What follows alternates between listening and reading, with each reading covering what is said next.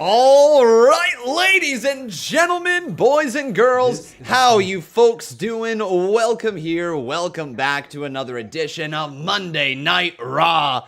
I'm your host, Conman167. It feels so good to be back with you guys again. It feels like I've been off for like 3-4 weeks. I don't know why. That was a really long weekend. But I'm back here, everybody. Missed Friday Night SmackDown. Missed the CMU because of a corruption error on my video renderer's end. So we will be back with the CMU on Thursday this upcoming week. We will not have this upcoming Friday Night SmackDown. We're going to talk all about it, but I'm here tonight. So let's get right into this thing because it is time for your Conman Certified Roll Call. So who do we got in here today? We got Samuel Vlogs. How you doing? We got ourselves MSK Trones. Welcome to the stream. Aled Thomas we have up in here. We have 2K Dude. We have Steve Urkel up in here. We have Trey Lucado. How you doing, man? We got Carlos Romero up in here. We have Josephine up in here. How you doing? Blake Lewis is in here. Lewis, I see you. We got Kakapopo, Byronite, Mr. Tournicane, Manuel Pacillo, Jackson Blackheart, C Wrestling. How you doing, buddy? We got Jonathan Farthing up in here. We have Ross Blocks. Welcome to the stream. Jordan. How you doing, Jordan? That's probably not how you pronounce her name. It's probably just pronounced Jordan, just spelt differently. How you doing? We got ourselves a Lucas up in here. We have Gavin. Welcome to the stream. Fortnite Pro is in here. Matthew Grantland. I see Charlie Dean as well. Cold Squirrel. And let's give shout out to 5 more people. Alexander Harbula. Gabriel Corona. Sean, how you doing? We have Anthony Daniel. And we have ourselves Deborah McGraw. Welcome, everybody, to Monday Night Raw. Let's go. If you are pumped for the show tonight, give me a hell yeah. Hell yeah. There we are. Oh, baby. I'm excited for tonight's Monday Night Raw. The card looks solid-ish. If anything, it looks like it's going to set up SummerSlam even better. Bobby Lashley set to respond to Goldberg. And I know you guys were giving me hell last week for calling him Goldberg, but he's old AF. Goldberg. So we're going to get Bobby Lashley responding to Goldberg here tonight. Apparently I got to verify that my Google account is me for some damn reason. We're also going to see AJ Styles and Omos defending their Raw Tag Team titles against the Viking Raiders in a colossal rematch. So that's going down here tonight. And then, of course, the almost a superhero, Nikki A.S.H, the new Raw Women's Champion, is going to usher in a new reign. A reign of almost a superhero. Beautiful, everybody. Welcome to the stream. Once again, my name is Conman167. If you have not done so yet, do drop that like up in here. I hope you guys see what I just did right there. Do drop that like. Yes, sir. Yeah.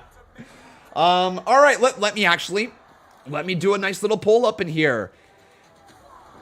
Is Goldberg too Oldberg?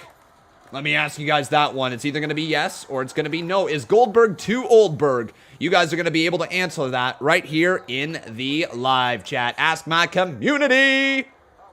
There we go. Is Goldberg too Oldberg? You can let me know right there in the chat. We have a poll going yes or no. And then let's get an actual poll going on here where you can vote in the live chat saying, are you pumped for Raw? It's going to be, once again, a yes or no question. Yes or no.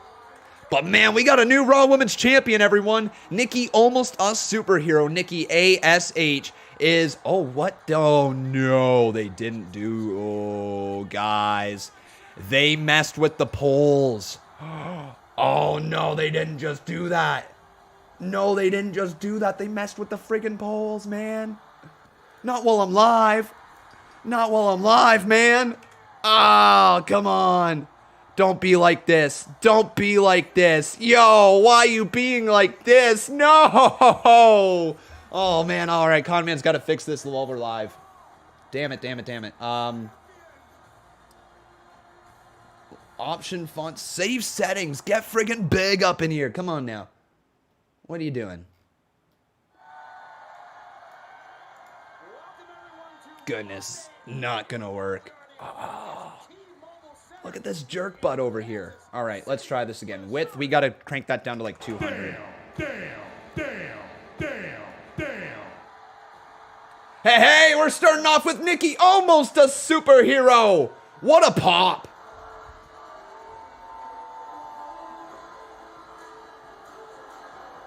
Man, what a pop. Actually, is it a pop or is it piped in? People aren't reacting as strong as I thought.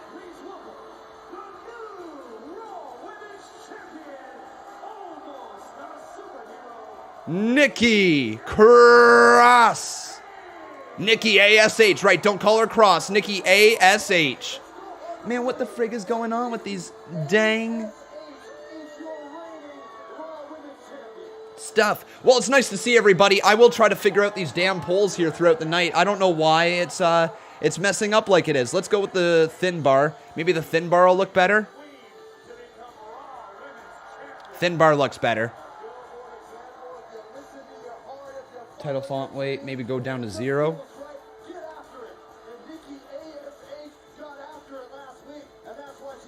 It's piped in, do you guys think? Piped in or actual crowd reaction right there for Nikki A.S.H. What do you guys think? Piped in or actual crowd reaction? Let me know right here in the live chat.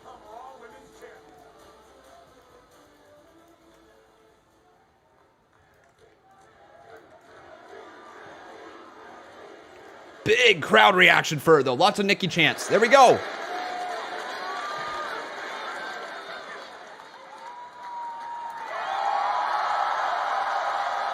Actual crowd chant, though. It's kind of 50-50, you know? I've always wanted to say this. Welcome to Monday Night Raw! So she's obviously really happy starting off the show. That's good for Nikki. Good for Nikki. I'm so happy we are all back together. And I am standing here as your new Raw Women's Champion. Why is it so down? Still can't believe it. Guys, this feels like a dream. And I keep Wow, you deserve it chant. Okay. What do you guys think? You deserve it? Let her know in the chat.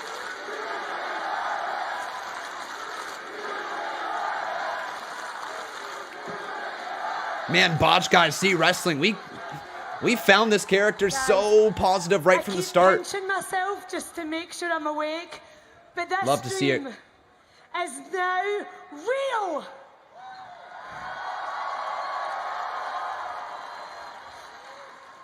And in the past, when I reached for the stars, I just didn't have the confidence that I needed. I was so afraid to fail. Oh, relatable. Relatable. I But get you. Then one day I realized, if I fail, I fail. It's not a big deal. I'm still me. Still her. Yeah. I like that message. That's a great message. Little girl in the front. And when I put on this outfit, it gives me the confidence. And it reminds me, and I want it to remind all of you that no matter what, if you believe in yourself, you can overcome all of the odds.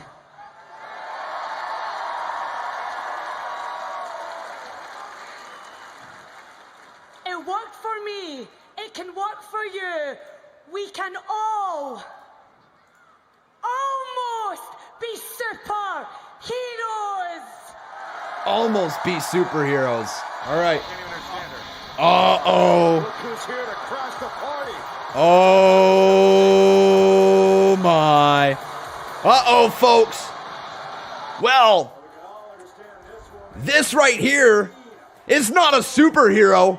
Nah, can barely even call her a villain. Nah, ladies and gentlemen, this right here is a queen, Charlotte Flair. Woo! She's in the building, ladies and gentlemen. The woman who took the title away from Charlotte Flair 1 week ago by cashing in Money in the Bank, Nikki A.S.H is in that ring waiting for Charlotte to walk on down. Oh, baby. Oh, baby. So what do you guys think is going to go down? Do you think we're going to get triple threat at SummerSlam between Nikki A.S.H, Rhea Ripley, Charlotte Flair? Is it a one-on-one match between Charlotte Flair and Nikki A.S.H? Do you think that something else happens along the way? Is this just a short little stint of Nikki holding on to the title? What's your thoughts, everybody? Let us know in the live chat below. And I see all the new members that we got up in here. Thank you guys so very much for your support. We will definitely get around to running all of that in a little bit. There's no comparison.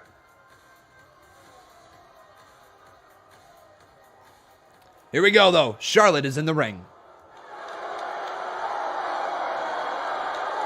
Oh my God, there's Santa in the front row. See, wrestling's right, it's Santa. Hi, Santa. How you doing, Santa?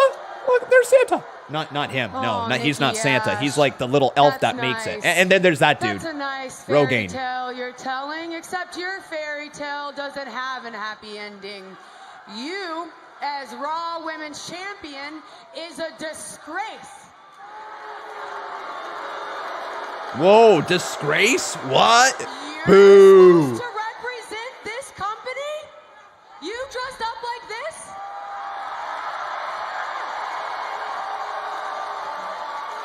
You know what? I can see you on the NBC Today show, flying around the set, doing an interview with Al Roker, and when he goes to introduce you, he starts laughing in your face because he doesn't even believe you're a champion.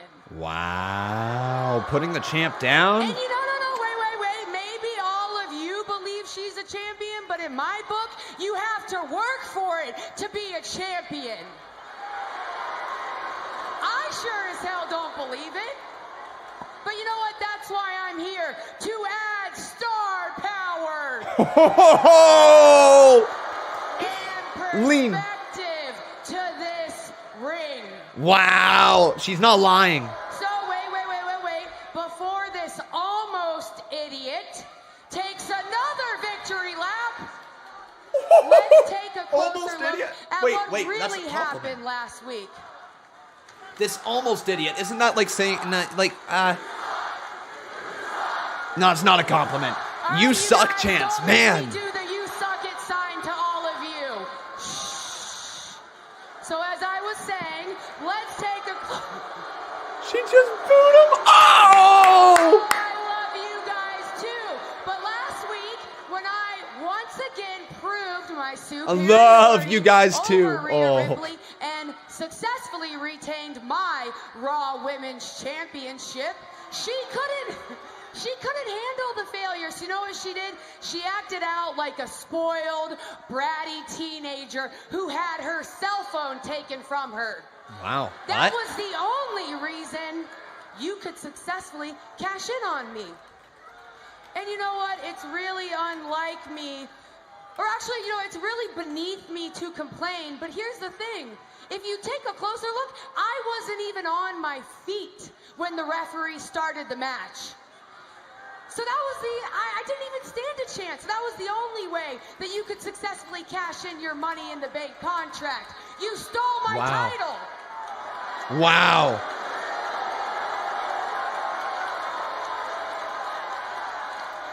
Wow, saying she stole her title? What? Here and continue to be the opportunity.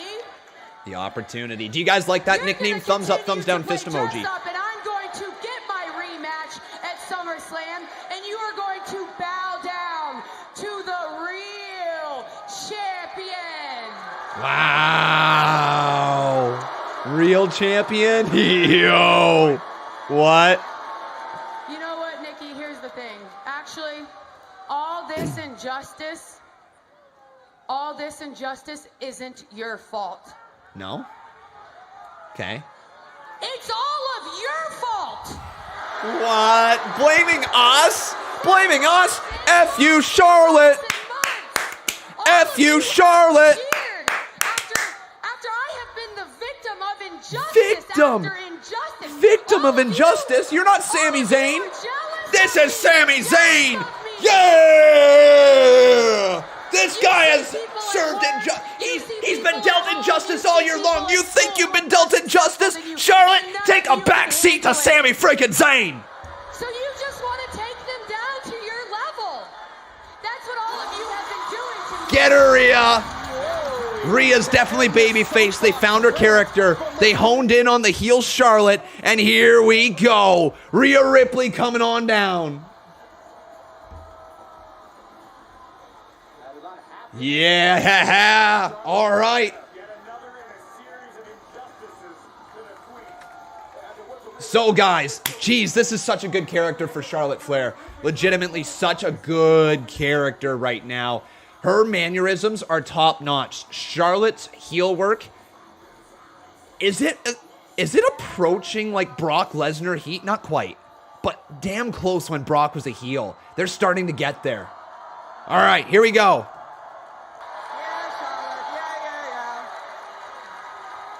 We're all so jealous of you. Listen to the babyface chant. So they finally got her babyface. Keep her. Do not book her 50-50, half heel, half babyface. As I was saying, we're all so jealous of you. It's kind of hard not to be jealous of someone who held the title for what? What was it? One whole day? Oh, one whole day. One whole day. One whole day. One whole day. You're an 11-time women's champion. However, the only way that you can win a title is by pinfall or submission. Duh. And last week, I'm pretty sure you got yourself intentionally disqualified because you knew that I was going to win and walk out with the title. Uh-oh, she turns to Nikki. Did you guys see that? So it should she turned be right me to Nikki. Going into this title rematch to beat Nikki at SummerSlam. Hold on just a minute. Who said anything about either one of you beating me at SummerSlam?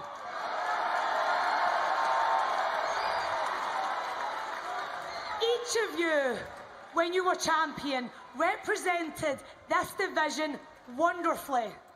But, like my butterfly represents,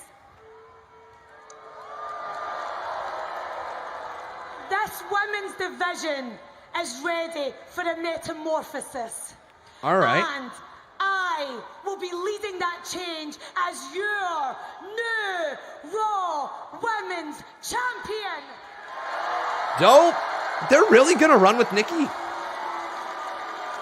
I've had it up to here with your superhero crap. You can win everyone else over with your cheap bargain rip-off Super Marvel outfit, but at SummerSlam, I'm walking out the Raw Women's Champion. That title doesn't belong around your waist, it belongs around mine. Wow, man, this is good. Sonia's music? Is that Sonia's music? It totally is. Ladies and gentlemen, Sonya Deville has her music back. Guys, before this spins completely out of control, Triple listen, threat. There's a lot of good arguments, SummerSlam. a lot of perspectives, so why don't we actually take the time to address them? In light of these highly unusual circumstances, the only fair thing to do is officially make a triple threat There it is. match Cool. for the Raw Cool. Women's Championship at SummerSlam. I'm down with that. This is ridiculous. Whoa. Which will give both of you women the opportunity you want to become champion again. Thank you. As I was saying, Sonya, this is ridiculous. Wow. She's a fluke. She doesn't deserve a rematch. I want a match tonight. Against Nikki Cross. Wow. Holy crap. Great. Proving that you will never be in my league. Damn. Are we going to... Turn on! You're on! Well, that makes it official. Whoa. Charlotte Flair versus Nikki A.S.H. tonight in Kansas City. Is it for the women's championship, though? Hang on. They never said for the women... Huge. For the women's title? Charlotte Flair throughout the challenge. Charlotte's pissed. Dead stare at the hard cam. Charlotte Flair eager to prove to the WWE Universe that Nikki A.S.H. Oh, no, no, no. Attacking Rhea Ripley, just sending Rhea, the Nightmare, out of the ring. Santa's watching onwards like, ho, ho, ho. And when I say Santa, I mean Santa. That guy right there. All right, there you go. Big drop kick from Nikki A.S.H. And she shows that anything is possible when you're almost a superhero. It's a non-title match, all right. So it really does sound like Charlotte Flair wants a match here tonight. It sounds like it's going to be a non-title match. They didn't specify that it was for the Women's Championship, so I'm going to go ahead and assume it's non-title match until I find out elsewise. So, yeah, there we go, everybody. People saying so predictable. You know what, guys? Sometimes predictable is okay because you just got to tell the story to get to the match. Here's Damian Priest, my boy. Yeah. A champion defends his title. That's cringe. Sheamus makes excuses, complains, and attacks people from behind. That's not a champion, that's a coward. That's a bully. He deserves to get his ass kicked. So there it is, Sheamus. Find a set. Look deep. Because when you get in the ring with me, you'll know exactly who should be the United States champion. Fella. Cool. A confident Damian Priest ready for battle later tonight. More than okay with that. Hey, Mr. Luck7, how you doing, buddy? Took a dive off an 8-foot ladder. Just how my luck's been going. Gonna change my name to Unlucky. Damn, dude. You fell off an 8-foot ladder? Holy cow, man. Oh, I hope you're all right, buddy. Word of advice from all the wrestlers out there. If you're gonna fall off a ladder, just roll when you land and it won't hurt. I don't mean to make light of your situation, Luck7. I hope you're doing okay, buddy. You know, it's a rough string of luck for you, no doubt about it. But keep your head positive, and hopefully things will work out. He says, no, my phone did. Oh, shit. Oh, well. Well then, man. Boy, I'm so sorry to hear about that. Hopefully your phone will be able to be covered under warranty, but I know those damn warranty companies for the phone store, for like Bell here in Canada at least, they don't cover anything. You pay warranty, and then every time you go back to the phone store, you're like, hey, my phone's cracked. They're like, well, did you crack it? Like, yeah, who else do you think cracked it? They'd be like, well, it's not covered under warranty. And you'd be like, well, my phone's cracked. Why do I pay $20 a month for warranty? You know what I mean. So hopefully you figure it out, man. But ladies and gentlemen, let's get going on here with the rest of the show. It's great to see every single one of you. Time for a little sweet knees action. So let's get our stuff playing through. We got some new members. We had some donations. We've got some stuff to talk about here. There's been some epic news in the world of wrestling. So I'm going to try to cover that as much as I possibly can over the next little bit as we get into Monday Night Raw. Here we go. You ready? 3, 2, 1, let's go. Sweet knees are made of these. Who am I to disagree? Woo! Cringe song alert. Hit it again. But yeah, ladies and gentlemen, massive news in the world of wrestling as Sweet Knees plays in our background. Massive, massive news. 2 breaking things. CM Punk, Daniel Bryan, all Elite Wrestling bound. We'll talk about it in a minute. Here we go. 3, 2, 1, let's go. Sweet knees are made of these. Who am I to disagree? Woo! And now right back into it again. 3rd time's the charm. Welcome back to Team Green. But yeah, guys, huge news there in the world of wrestling. Jeff Hardy is also out with COVID-19. So that means he contracted it on the roster. So that's also something to watch. But one more time, here we go. Sweet knees are made of these. Who am I to disagree? Woo! There we go. So many sweet kneesels. Sweet kneesels. And then we had a couple donations, so let me get around to those now. Thank you, guys. Appreciate you and all your support.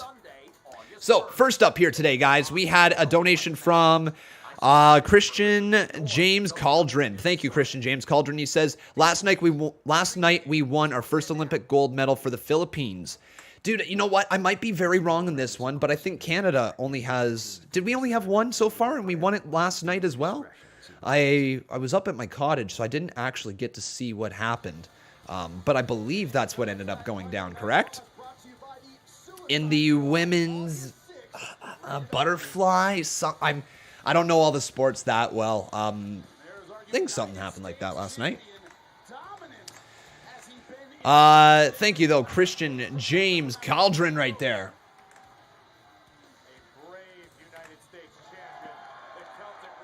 Sheamus showing off that title. But now, are you ready? It's time to live forever.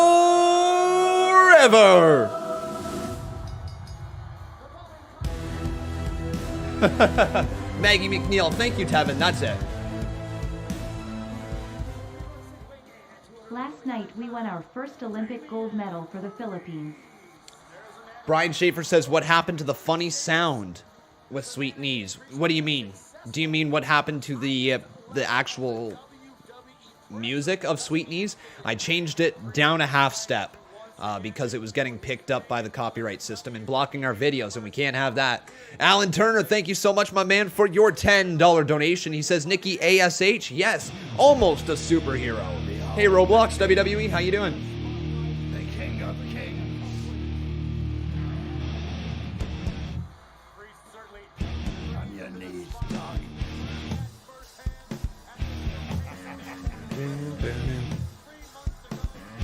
Oh, hell. So 3 months ago, they're really going to be focusing in on the Damian Priest character now, I think. Nikki A.S.H. You know what, guys?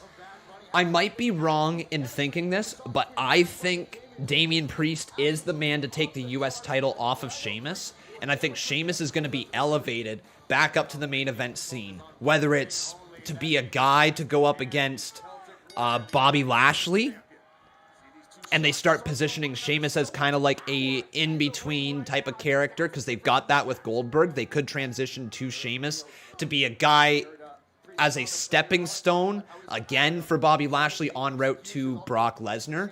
So I could see them doing that and bringing Sheamus up to that level. And then as soon as Sheamus is done in that level, dropping him back down another little smidge and sending him over to SmackDown to do kind of the same deal over on SmackDown with the IC title area, maybe even be a challenger for Roman Reigns. I can see that happening. What do you guys think, though? What is Sheamus' future? Is Sheamus going to defend the U.S. title against Damian Priest, or will Sheamus lose the title to Damian Priest? What do you guys think?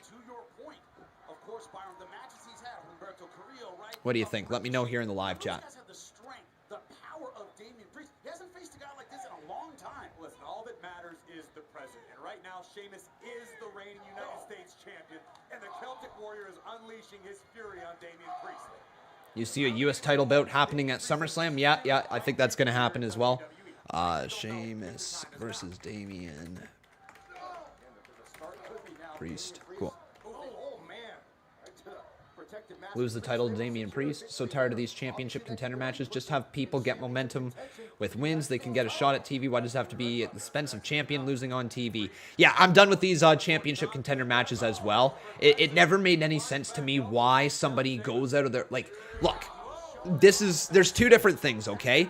If you beat the champion, you should get a shot at the title. Like, that is the case, right? So I like that at least WWE is following through with that. Every time a champion is in matches, having it being like a championship contenders match or whatever that might be, however they deem it. But you got to make sure that you crown number one contenders in other ways as well, right? You can't just have it always be going out there and beating the champion. You got to make sure that you have something like a fatal four-way number one contenders match, or a 8-man over the top rope battle royal to determine the number one contender for this, or a triple threat build-up at a pay-per-view. Winner becomes number one contender. And then not only does that make that match feel big, but it makes the title feel big in comparison, because then that person, maybe, you know, Sheamus has Humberto Carrillo at a pay-per-view, and then in the waitings, there's like a triple threat match happening with 3 people who could be challengers to Sheamus. So not only are you looking at the U.S. title match, but you're looking at what's to come, and it just makes the entire division feel bigger as a result. So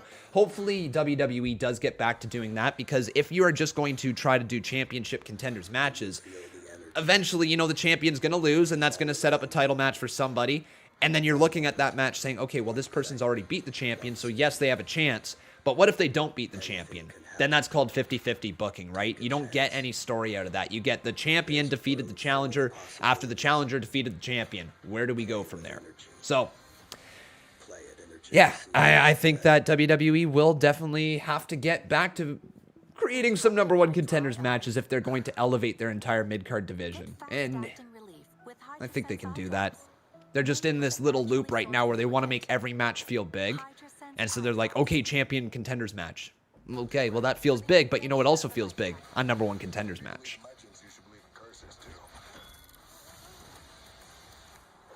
Just that guy says, so it's perfectly fine for AEW to do championship eliminator matches, correct? I don't even know what that is, my man. I haven't watched AEW in what is it, a few weeks? I watched part 1 of Fyter Fest, and then I didn't watch for about a month and a half before that. Then I think I watched an episode there, and then I think I was out of the loop for a month before that as well. Yeah, I don't keep up to date with AEW. I kind of keep up to date with what's going on social media, just seeing, you know, who's made their debut, who's showing up there, which former WWE guy is going there now. I'm probably going to check it out once I see CM Punk and Daniel Bryan over there, but, you know, it's been some good shows. This is not me crapping on it. I just don't have the time to watch it anymore. Plus, I don't do it on my channel anymore. But yeah, if you guys didn't hear that news, CM Punk and Daniel Bryan, what do you think about that? This is like, let me word that differently. This is not me saying like I am not excited, because I'm excited to see CM Punk back in a ring. I'm excited to see what Daniel Bryan will do in the matches he'll have. Can you imagine Daniel Bryan versus Sammy Guevara? Just say that out loud and you'll wet yourself. My God, that sounds exciting. But, you know, am I going to be saying, hey, I have to sit down every single Wednesday night to watch this show because I have to? Not yet. They haven't got me there yet. They've got me intrigued to see what's going to happen. Aleister Black, Malake Black got me intrigued to see what's going to happen. As a wrestling fan, I'm very intrigued. But hasn't got me changing my channel every Wednesday. Doesn't have me blocking off the 2-hour spots like I do for Raw and SmackDown. You know what I mean? So I'm excited to see what they do. And I think that they're going to draw some eyes. I'd be a lot more excited, and this is so crappy to say, but I'd be a lot more excited to see CM Punk coming back into WWE. And that probably will say something about where my internal fan base is. I'm definitely a WWE fan.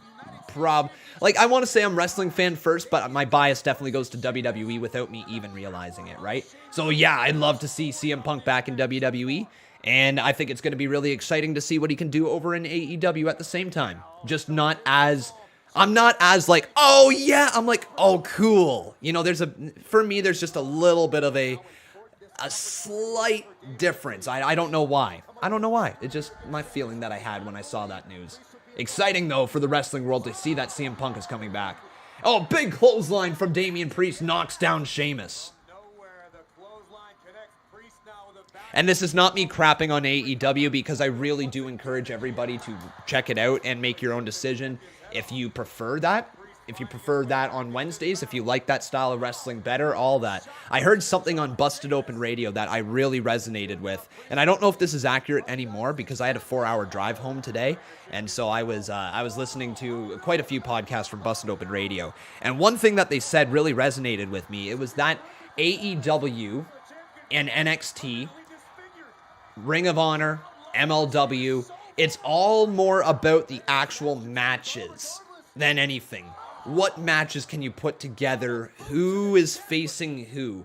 As opposed to WWE, it is a lot more about the stories. And that's the reason why when you get a story like Roman Reigns, head of the table, there is nothing that compares to it, right? If you want to compare the main stories going on inside of WWE to AEW, and this is not me crapping on either, you've got head of the table and you've got Pinnacle versus Inner Circle. Both solid stories, both completely different vibes. Inner Circle versus Pinnacle is a lot more about the wrestlers and the matchups and the crisscross and the rivalry between Jericho and MJF, correct?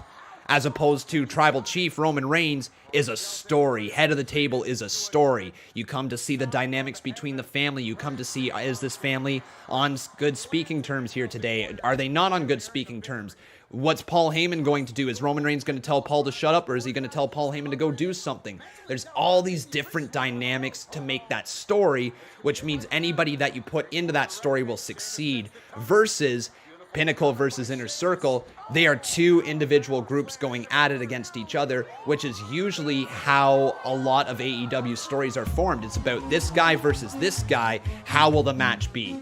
Not always. Darby Allin versus Ethan Page had a deeper story to that, but they dug from their history, right? And this is not me crapping on it. Very excited to see what happens. But let's sing this.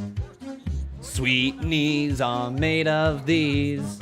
Who am I to disagree? And now we're going to talk a little bit about the match because Sheamus and Damian Priest are putting on a hard-hitting matchup right now.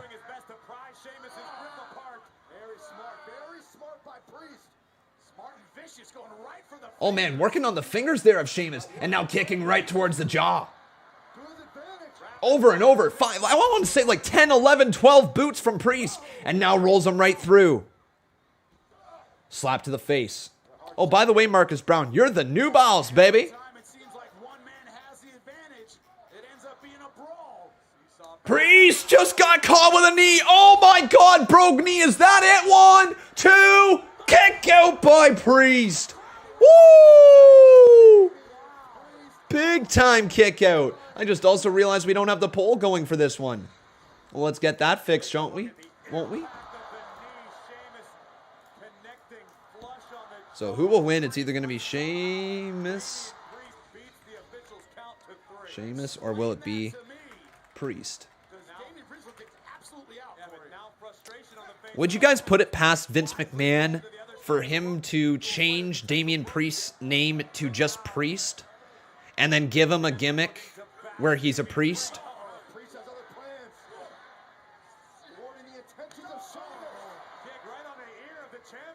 I wouldn't put it past him. Oh!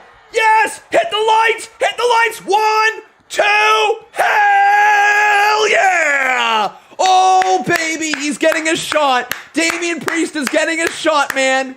Yes, sir, yes, sir, yes, sir. Oh, my God. Yo, guys, I just noticed this. He's got almost like, will it show down here? Show lower, show lower. Show his bottom pants.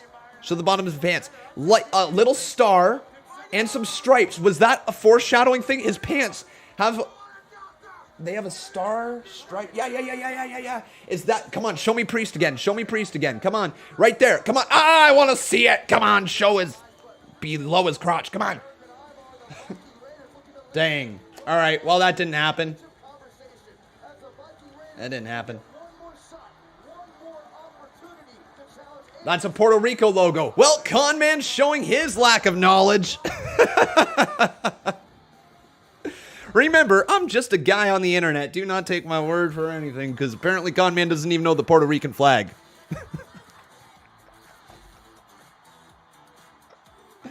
Oh, wow. Wow, Connor. Wow. All right.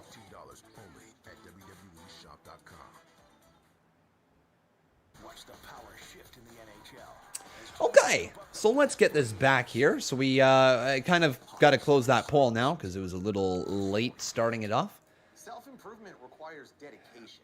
I mean, that's a bit obvious, no? And let's get in to these donations. So Marcus Brown, my man, thank you. And you have become the new boss. So Marcus Brown becoming a... Uh-oh. How many time boss battle champion? One time, I believe. Marcus Brown, one time. Yeah, baby. And then after that, we've got ourselves Jason Barker dropping 5 more up in here. Thank you, Jason. Nice to see you again, buddy. Did you have a good weekend? I sure hope you did. He says, "Sup, y'all? How's it going? Been a while. Your boy is back in town. Your boy's back in town. Boom, boom, boom. You said your boy's back in town. Your boy's back in town." Yeah, you're right there, Jason Barker. Welcome back to town, man. It's good to see ya. Hopefully you're doing great. John Weaver, welcome to the channel, my man. Welcome to Team Subbed.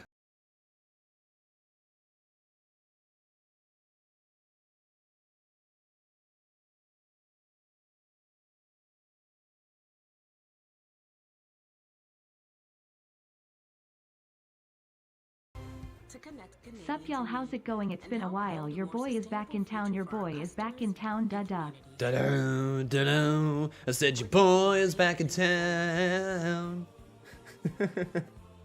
Do you know what time it is? It's ETL time. No, it's not. Let's make the future friendly. The only time it's ETL time is... Well, there is no time. Because if you embrace the lucha, you're dead to me. Now, I get my kicks from playing exclusively Yeah. with Leo Vegas. See for yourself at leovegas.eu. F-T-L. F-T-L. F-T-L. F-T-L. F-T-L.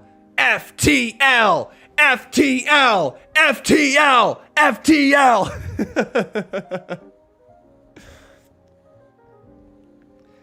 Yeah.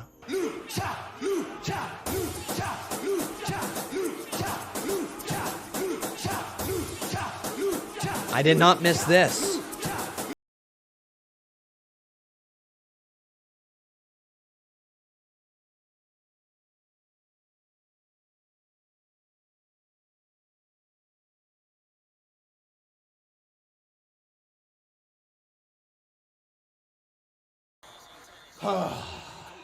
Dave Rua, you are dead to me. You hear that, Dave? You're dead to me. You hear that, Dave? You're dead to me. Viewer discretion is advised.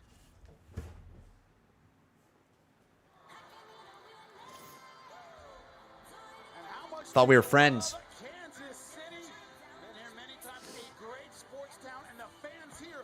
Yeah, I mean, like, at some point, I'm pretty sure every single one of you have been dead to me.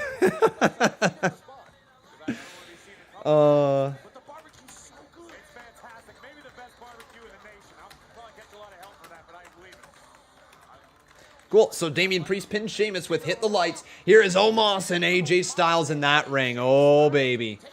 Oh, baby. Steve Taylor says, not me. Huh, has there never been a time where you're dead to me, Steve Taylor? Have you been a good boy for a long time? I think you have. You've never embraced the lucha, I'm pretty sure. I'm pretty sure you've always been Team FTL. If you've embraced the lucha, then it's obvious that you're dead to me, but I don't think you have. Huh. Uh-oh. It's time for the raid. Ready? We're gonna chant war here in a second. War, war, war, war, war, war, war, war, war, war, war, war, war, war, war, war.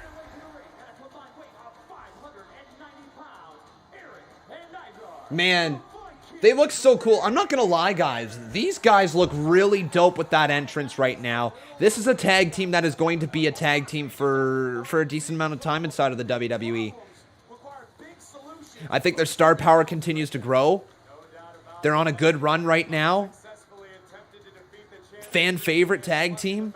Yeah, nothing wrong with this team at all. The Viking Raiders. Much better than the Viking Experience. The Viking Experience, and the fact that they still have their finishing move named the Viking Experience is just a freaking... Raw Tag Team titles on the line here, everyone.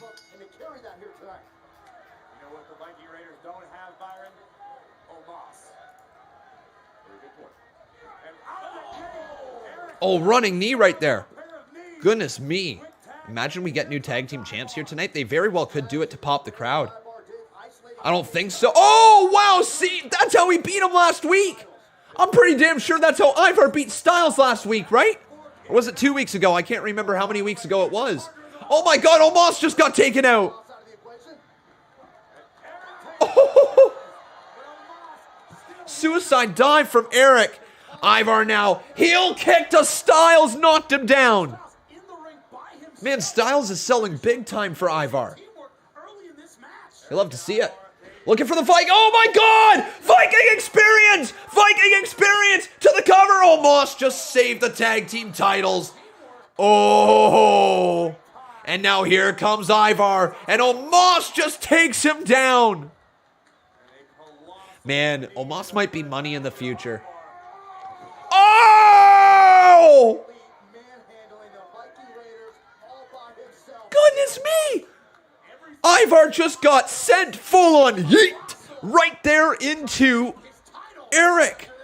A crossbody accidentally delivered to his own opponent as he's up against the barricade. Goodness me, he squashed him like a pancake.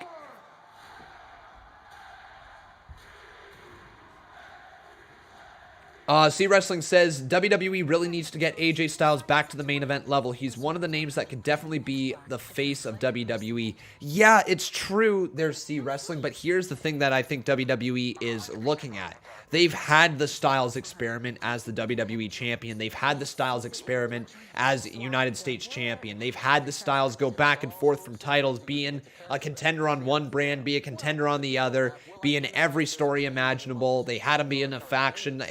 All that's really left for AJ Styles is to get somebody else over on his way out of the business. And you do that through two ways. One, through putting somebody over in a match, which Styles has no problem doing, and they will probably draw on that from him in the future. Or two, being the more over person in a tag team and allowing that other person to develop alongside of them. So Omos right now, gaining knowledge, valuable knowledge from the older, wiser, grittier AJ Styles that is going to play a massive role in his career. I think this is a blessing in disguise for Omos more than it is a shot at AJ Styles, right? It's not a demotion for AJ.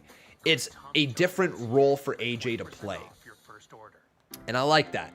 I like that they're utilizing AJ Styles in different roles because they have tried him across all the championships, right? And sure, he's holding on to tag team titles right now, but he's never done that. So it's something different for AJ, and I like that they're doing something different. And I really hope that it does get Omos over, but I do agree eventually we need to get him back towards that main event level. And I think a babyface underdog run for AJ Styles winning the title would be really fun to watch. We've seen heel AJ Styles. We've seen Styles with a group. We've seen slimy. We've seen overconfident AJ Styles.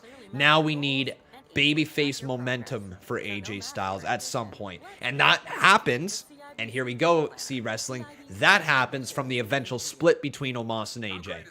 The eventual split that will cause the start of the babyface turn for AJ Styles, allow him to work up the card again and get back to that world title picture. He'll come full circle. Definitely. Here we go. We got some more donations. So thank you, everybody. So after Jason Barkers, actually, sorry, after Marcus Brown's, right? Or is Marcus Brown up next? No, Marcus Brown is up next. My bad. So here we go. I have always known that Canada's got talent. Now it's your time to show the world. So Marcus Brown says, hey, Con Man, I think since they made Nikki A.S.H versus Charlotte the main event of RAW, I feel like Becky Lynch is going to return to a four-way at SummerSlam 2021. Maybe. Hey, Con Man, I think since they made Nikki A.S.H versus Charlotte Flair as the main event of RAW, I feel like Becky Lynch is going to return to four-way at SS 2021. Yeah, it's possible, man. It's definitely possible. Also, by the way, Jason Barker, you are the new boss. So thank you very much, Jason. Becoming a 5-time Boss Battle champion. Yeah, baby.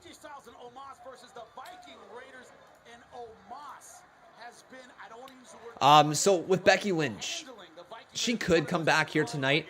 I am under the impression, I've given it some thought over the last week. I'm under the impression that they are going to bring Becky Lynch back after SummerSlam. Whether it be after the women's match at SummerSlam to stare down the champion, whether it's an angle on the Monday Night Raw after SummerSlam, whether it's her going over to Friday Night SmackDown to start an angle with Bianca Belair, or even Carmella. I think we're going to see Becky Lynch post SummerSlam because they want to have that momentum. And right now they've got the momentum of the live crowds coming back. They have John Cena, they have Edge, Roman Reigns is going to be on another level come SummerSlam as well. There's a lot of things going for WWE right now. Goldberg, Bobby Lashley. they maybe don't need Becky Lynch right at the moment unless they just want to try to make SummerSlam feel that much grander. But I have a feeling that SummerSlam is going to be the catalyst of the return for Becky Lynch, just like SummerSlam last year was the catalyst of the return for Roman Reigns. And I think that's what we're going to see. Something big going on after SummerSlam. They need a big angle, and I think that big angle is possibly Charlotte Flair, Becky Lynch.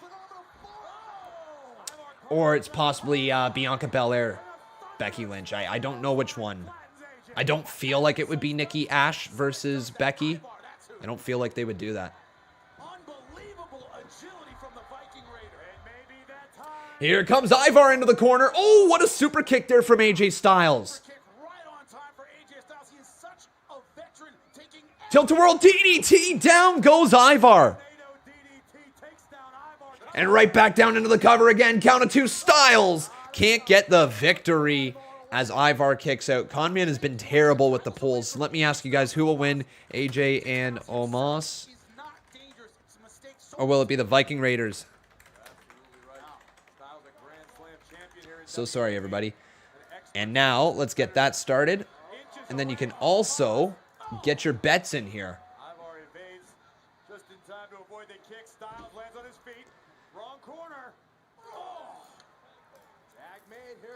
So who will win? It's either going to be AJ and Omos.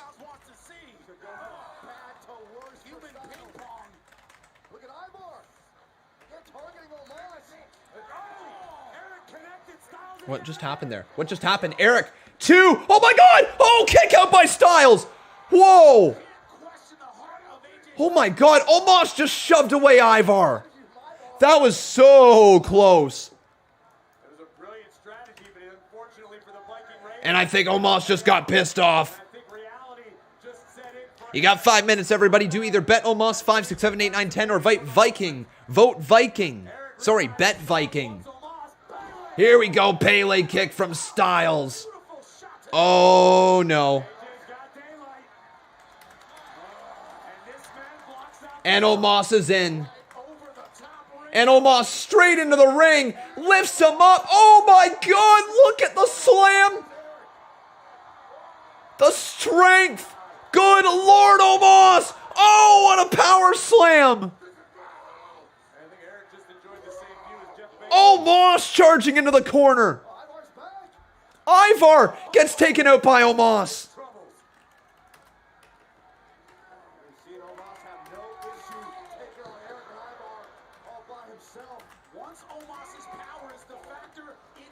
This guy cannot be stopped. I don't know what the future is for this guy, but I think it could be very bright. Look at this, though. Babyface momentum for the Viking Raiders. This is going to do well for their careers. What a move. Double-handed choke slam. The Viking Raiders looked really good in this. Wait a second. Styles asking to be tagged in. Styles has been tagged in. Hang on. Getting the focus back on him? Oh, he knows how to work. He sold all match, and now he's going to get that heat right back on him. 450 splash. 2, it's over. What a match.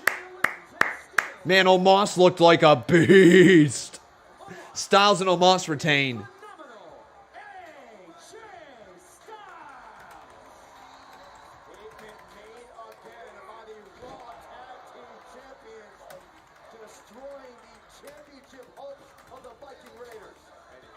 Wow. Beautiful end, everyone. Omos hits a double-handed choke slam. AJ Styles begs to be tagged in. Not really begs, but demands to be tagged in. Hits a 450 splash, and they retain the tag team titles.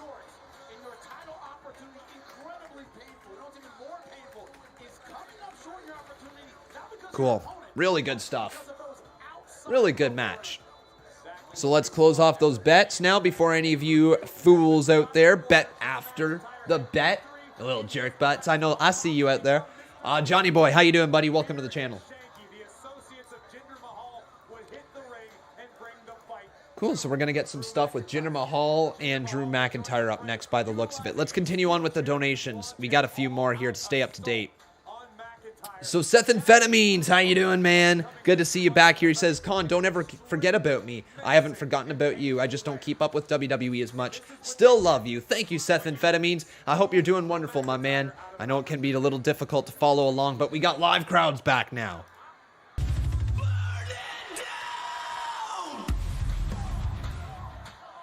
Don't ever forget about me, Connie. I haven't forgotten about you. I just don't keep up with WWE as much. Still love you less than 3.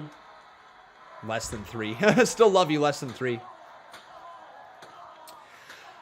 But my friends, if you have not done so, I want to kindly ask you to please make sure you leave a like on this video. Also making sure you are subscribed to the channel. And the reason I point over there is because you can see your name pop up on the top left-hand side of the screen. So what you waiting for? Hit that subscription. And then also, if you are really enjoying the show, you can always drop a little donation through Super Chat. Any little bit is appreciated. Wow, that is a cool Titantron for Drew McIntyre.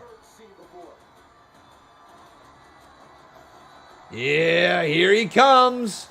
His name is Drew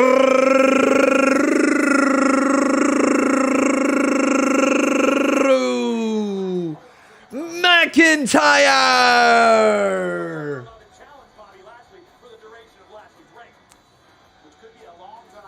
There he goes. He gets the sword in the stone.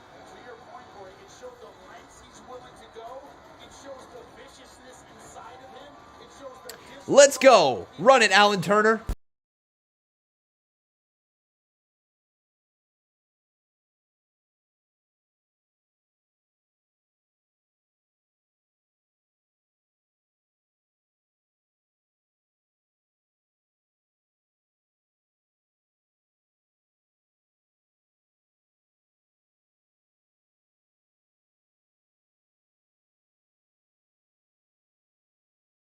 Rematch all week. FTL. Raw rematches all week.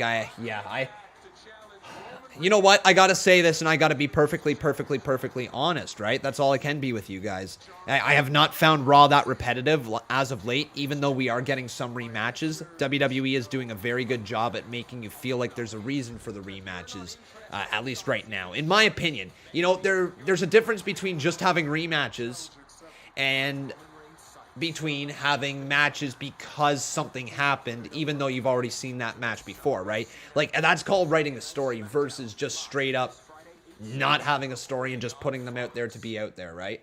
Like, I'm pretty sure when we were getting that tag team stuff with Natalya and Tamina versus Shayna and Nia, is that what it was? Is that what we got for, like, what felt like 2-3 months straight? I'm not sure. But that was just straight up rematches for the sake of having rematches. If that even was the match. I can't even remember at this point. You would think I'd be able to remember, considering we saw him like 500 times. Now is your time to show the world. Go to citytv.com. Oh, we got ourselves Marcus Brown dropping 2 more up in here. Thank you, my man. He says, Conman, did you like the Roman Reigns promo? It was fire. You know what, man? I have not caught up to date on SmackDown yet. So I gotta catch up on that. I missed the show.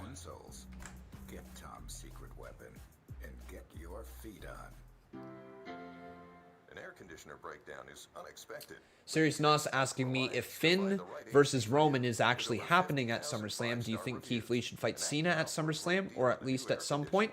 Cena, Keith Lee could be really fun. They'd have to figure out the right build for it. I don't know what the story would be between them, because Keith Lee is a man who is fighting for his entire career, you know, new kid on the block, if you will, but still a little older. And John Cena is the guy who has always been the guy, right? I don't know what story they would tell right there, because it's not like Keith Lee has a chip on his shoulder. They could add a chip onto his shoulder and turn him into more of a dominant, not quite heel, but like, think of how Braun Strowman was as a babyface. He just ran over people. That would be believable with Keith Lee, wouldn't it? It was believable with Braun Strowman. It just, he was corny. I think they could make it work with Keith Lee. SmackDown savior Seth Rollins. We got ourselves the last day over here, dropping a 5-bomb. Con, do you want CM Punk to return with WWE or AEW? Like I said earlier, if I had the choice, it would be WWE. I mean, You know, if I had a choice, I would love for there to be better creative in WWE. I would love for there to be clearer stories. Not clearer, sorry, better thought out stories. Because when they do write good stories like the Roman Reigns one, I'm so damn interested, right? So damn invested at that point. I just would like, you know, a lot of things to happen to WWE that AEW does well. They also do a lot of things over in AEW that I'm glad that WWE doesn't do, you know. But if I was to pick, you know, of course I'd say WWE. I'd love to see CM Punk back here. I'd love to see CM Punk squaring up with the likes of Seth Rollins, Roman Reigns, Drew McIntyre. God, Bobby Lashley would be fun as well. Not as much as I think people would. You know what? That's one of those matches I don't think a lot of people would put a lot of thought into, but I think it would be really good if they could find the right character. CM Punk works great with as an underdog. Bobby Lashley as a massive man would have been a good match between them. Not great, would have been good though. Good story. Yeah, you know, just like, that would be fun. Of course, I would like him to be in WWE. Ricochet, oh my god, who wouldn't want to see that? Ricochet versus CM Punk? I think a lot of people would love to see that. But it's just not meant to be, you know? Can't win them all. I'm more excited, if I gotta be honest, guys, I'm more excited to see what Daniel Bryan is going to do over there than I am CM Punk. Just because of the match quality. But now, ladies and gentlemen, it's time for... What? What? Hold up. Who is with Jinder? Who is with Jinder? Drew, you are despicable, and I am disgusted by all of you. All of you cheered on as Shanky was viciously assaulted. Chair shot after chair shot. Now before Veer comes out and gives you what you deserve, Drew, I will give you the opportunity to apologize.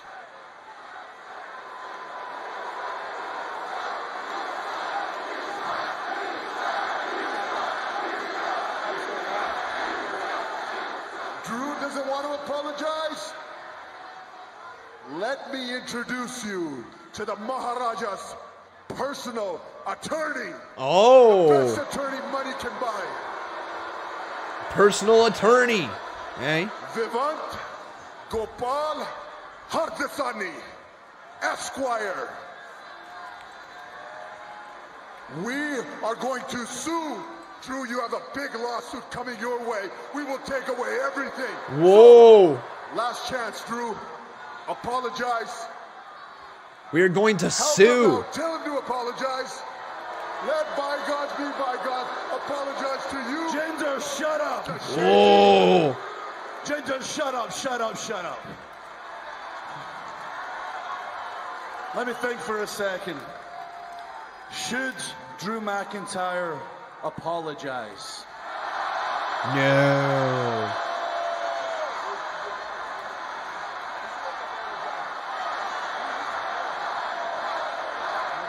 There's the no chance, guys. Do you think that he should apologize, yes or no? I mean, sometimes I can fly off the handle. I've got a bit of an anger problem, but we do have the WWE Universe back. So I'll ask Kansas City their opinion.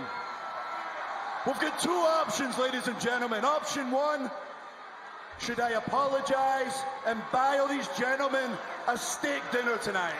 No, no, no, no, no, no, no. Option two, should I say screw the lawyer and beat Veer within an inch of his life? Yes, yes, yes, yes, yes. I've missed you guys, the passion. Jinder, I've got one last one for you. I've missed these chants so much. I've got a chant for you. I want these people to chant it. I want people to chant it at you on the streets, in airports, and social media. It's simple, it's clear, it's a vision of your future. Drew is gonna kill you. Drew is gonna kill you. Drew is gonna kill you. Drew, oh, what a cool chant. I like that. Ho, ho, ho, I like that. They just made McIntyre another star again. He got back. He got back in my good books. There we go. This is exactly where Drew McIntyre should be on the card right now. Yes, yes, yes, yes, yes. They just re-nailed the character of Drew McIntyre. I gotta say, I did expect Kansas City to have a little more class. I mean, this could have been solved with they just reintroduced a very good character in Drew McIntyre. I think he just got over again with the crowd. After the last few weeks, people kind of turning on him over the last couple months as well. You asked the question, Corey, you just got the answer. How good of an athlete is he? How strong is he? We're seeing that right now. Veer's been sitting under the learning tree of Jinder Mahal, soaking up all that knowledge. Well, that's the first hour of Monday Night Raw, guys. Right, first hour, we are officially in the second. Not too shabby, not too bad. Oh, big shoulder tackle from Drew McIntyre. Veer flattened now by McIntyre. Body slam back. Did you guys get to see the photos of Shanky's back after the attack all over social media? It was downright. Unfortunately, yes. It was gruesome.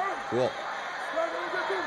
I have a feeling Veer may meet the same. Veer is in a lot of trouble, everyone, and Drew McIntyre right back into the corner. Hard chop to Veer, punch to the side of the head. 3-4 shots, and wait a second. Jinder Mahal has a steel chair now.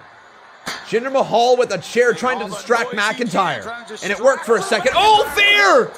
Veer just veered out of the corner and drove his boot into his face. And now Veer's going to go on the offense. Some right hands to Drew McIntyre. I just realized that the audio is all the way up there, everybody. Sorry about that. That was a little too loud.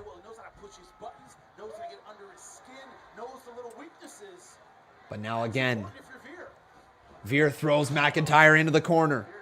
Back into it, and there's a hard shot across the side of the head. Now again off the corner, and then he just drives his body into the midsection of McIntyre. Veer is looking solid. Whoa! Holy shit, that's okay. Guys, Veer can work. Veer can work. Oh my, Veer can work.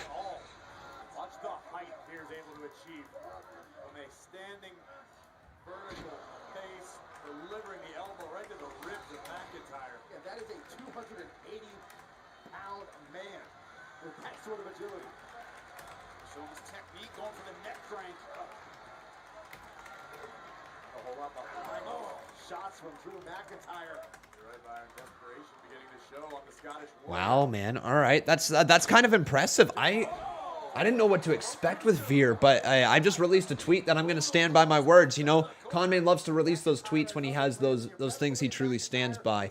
I mean, I stand by my words, but things that you got to put in writing. I said Veer is very solid in that ring. They have something with him. So if you guys agree or disagree, let me know over on Twitter at Conman167.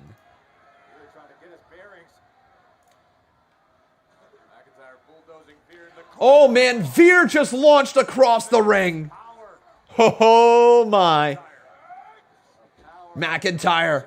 What a weird neck breaker that was. Followed up with the kip up. Mahal trying to distract McIntyre again, and I think Drew McIntyre has had enough. He's really acting like a top star, I got to admit. They do have a top star feel in Drew McIntyre. Wait a second. No, Claymore! Oh! Veer wins! Veer wins! Veer wins! What? Hold up, what? Hold up, whoa, what? No.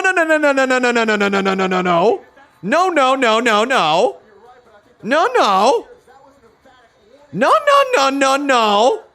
Drew used the chair as a weapon. No. Drew is the one who used the chair as a weapon. Veer should have won. I thought that was a really unique finish. Veer should have won.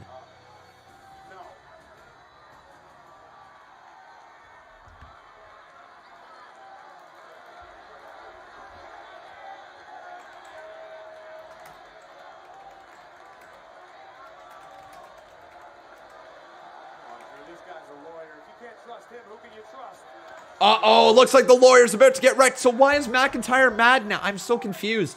It would have made sense to destroy the lawyer if McIntyre had lost via DQ, but now he's, or not the lawyer, whatever the frig his name is, the attorney, you know that dude. That doesn't make sense. Okay. 3, 2, 1. Oh, he just flipped him off! Ho ho! Drew McIntyre flipped the attorney off. Court is adjourned. Case closed. Jinder Mahal, are you ready for the cold, callous fury of Drew McIntyre? And as a focused, determined Scottish warrior, are you ready? And here we see the closing moments of this wonderful attorney's evening, victimized by the Scottish warrior and a claymore. There's one place that's scarier than being in So, the ring with Drew McIntyre. Personally, I'm really trying to... Alexa's playground, and Eva Marie Dewdrop found out why. I want you to see. I'm so confused. Why was that not a DQ for Drew? He was the one who used it as a chair. Can anybody explain it to me? So, like, here's my thought process with WWE. Because the chair was introduced... Here's the thing. Okay, so, like, because the chair was introduced by Jinder, that means... I think where they're going with it is that means it was a disqualification because Jinder introduced the chair. But that's not normally how DQs work. It's not who introduces the weapon, it's who uses the weapon. And Drew McIntyre was the man who hit the Claymore boot onto the chair that Veer was holding. And if you're going to say that it's because he was holding it that he got DQ'd, I want to remind you of a man named Rob Van Dam who used to throw a chair at somebody and spin around and kick him, called the Van Daminator. So, I'm confused. As long as you hold up your end. Such an inspiring coach that Eva Marie is. Eva Marie has single-handedly changed the future and the fortune of Dewdrop. Wait one sec here.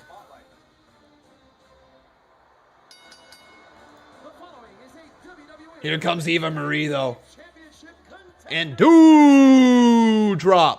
Okay, so I have somebody here named Wrestling Positivity saying he lost. Commentators said Veer has a win over Drew in the record books. Is that accurate? Because that might have been... Was that... No, it wasn't a match last week, right?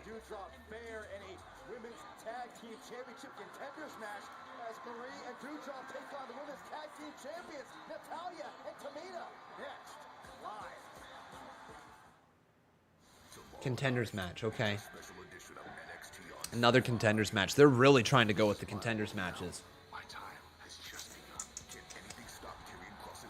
I don't know, see, wrestling? I don't really have an answer for you right there.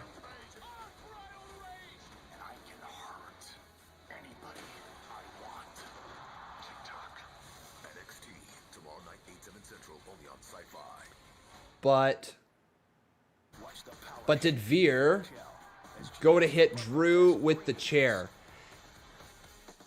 No, not...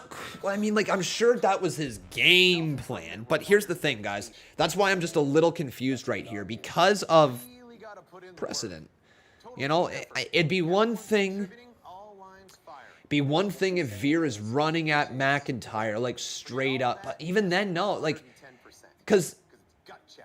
The idea is that you can still swing a chair at somebody, and if you miss, it's not a disqualification. The only time it's a DQ is when that foreign object gets used and who makes contact with it, right?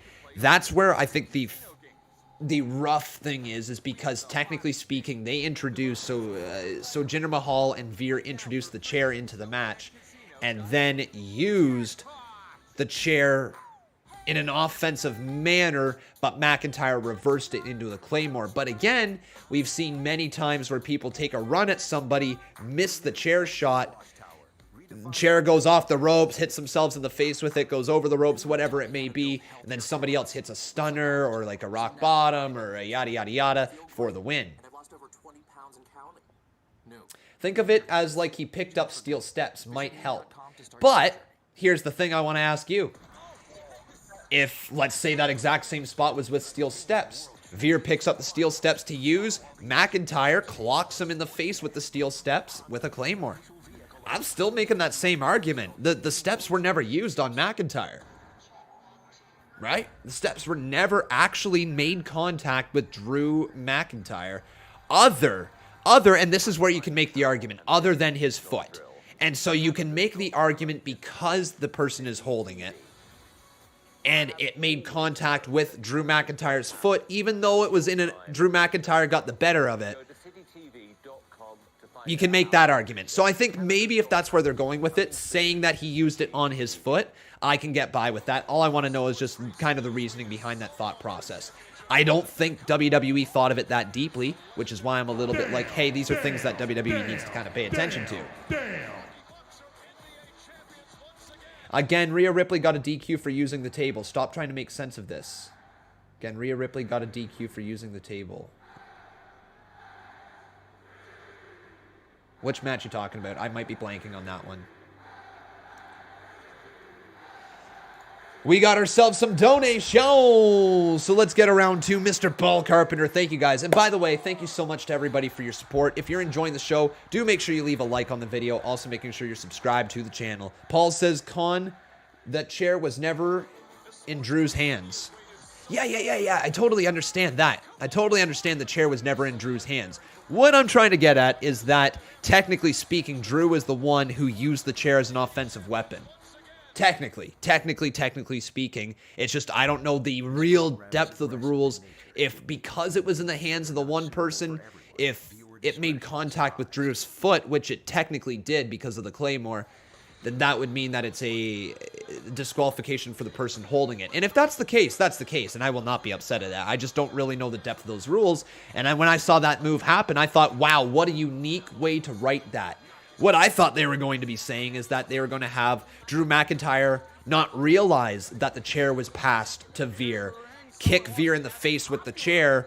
Veer sacrificed himself a little bit, but still got the win. McIntyre pissed off, beats up the lawyer, and that's how they get his momentum back, right? That's kind of what I thought they were going to do, and actually is a really unique way of keeping Veer over without a loss on his record and getting some momentum for Drew McIntyre.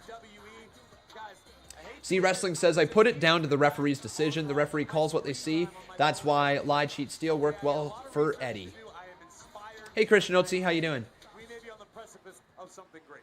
But that's the problem. He did see it, right? And he did see it, so I just want to know what the rules are. You know, it's not like it's a behind the back, the referee didn't see it. He saw it, so I just want to know what the rules are, and I will not be upset if the rules are like, hey, if the person is holding onto the chair and it makes contact with your opponent in any way, shape, or form, it's a DQ. Even if the opponent has an offensive maneuver that comes out of it. You know, like, I could be okay with that if that is the rule. I just want to know what the rule is. And I thought the rule was something different, and I still don't actually know. Hell in a Cell, Rhea versus Charlotte for the title. Rhea got DQ'd because she used the same table that Randy uses and never get DQ'd. That's right. That's right. Yeah, WWE, you're... Okay, I see what you're saying. Yeah, I see what you're saying there, Paul Carpenter. Or whoever that was that said it.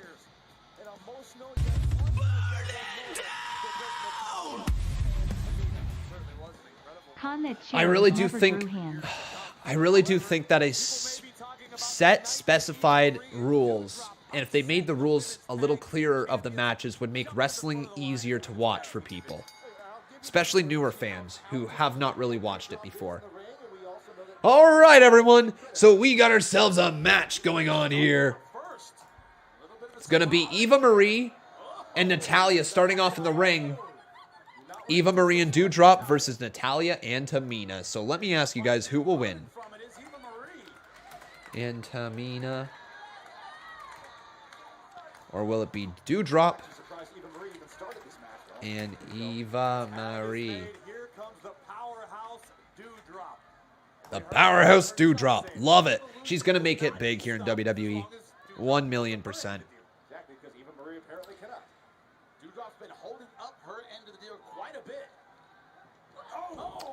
King of Fate says, I was sort of behind Tamina and Natalya during Mania season. Then they went downhill. Care nothing for them now. That's because WWE has not really done anything to make you care about them. They don't make them feel special. They throw them on any show that they want them to appear on. Sometimes you're seeing them twice a week, which is a little overkill for them when they are not really that over of an act. Oh my God, count of two, kick out there. And that is not a shot at Natalya or Tamina, but they have been around in WWE for so long that it's just, it's like, okay, cool, but like, what? All right, cool, but what? Dewdrop, looking solid. Making fun of Eva Marie a little bit, taking her eye off the ball as Tamina tags in. Certainly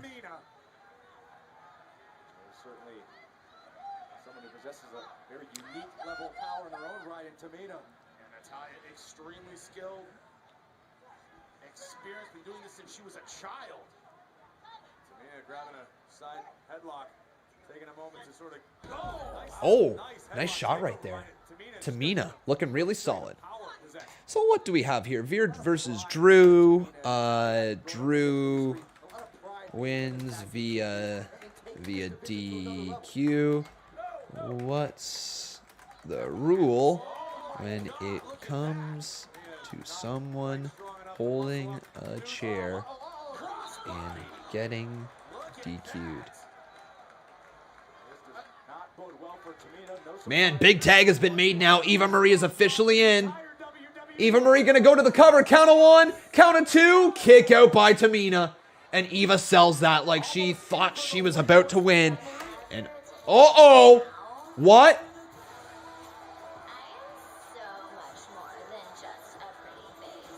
Oh my God, making fun of Eva with Lily.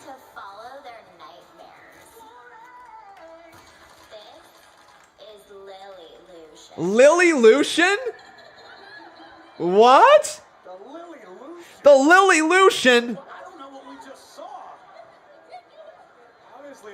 Oh my God! Get rocked, Eva! You just got super kicked right back to the minor leagues. My good God, the Evolution is dead with one swift kick. Holy! Wow, that might be the best super kick Tamina's ever pulled up. Oh my God, Natalya's hurt. Natalya's hurt. Oh no. Natalya's hurt, guys. Natalya's legit injured. Oh God. Oh, that's not good.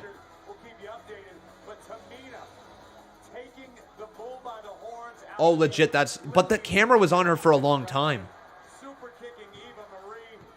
That camera was on her for a long time, but it looks like she is not putting any weight on that. My goodness, I'm actually surprised WWE showed her getting to the back. What? Oh my God! We're gonna get Karrion Kross versus Keith Lee! Holy crap! Whoa! Are they gonna bury Kross again? Or are they gonna bury Keith Lee? Oh my God, Vinnie Mac. Oh my God, Vinny. Vinny. Dude. You just played the fans like a fiddle.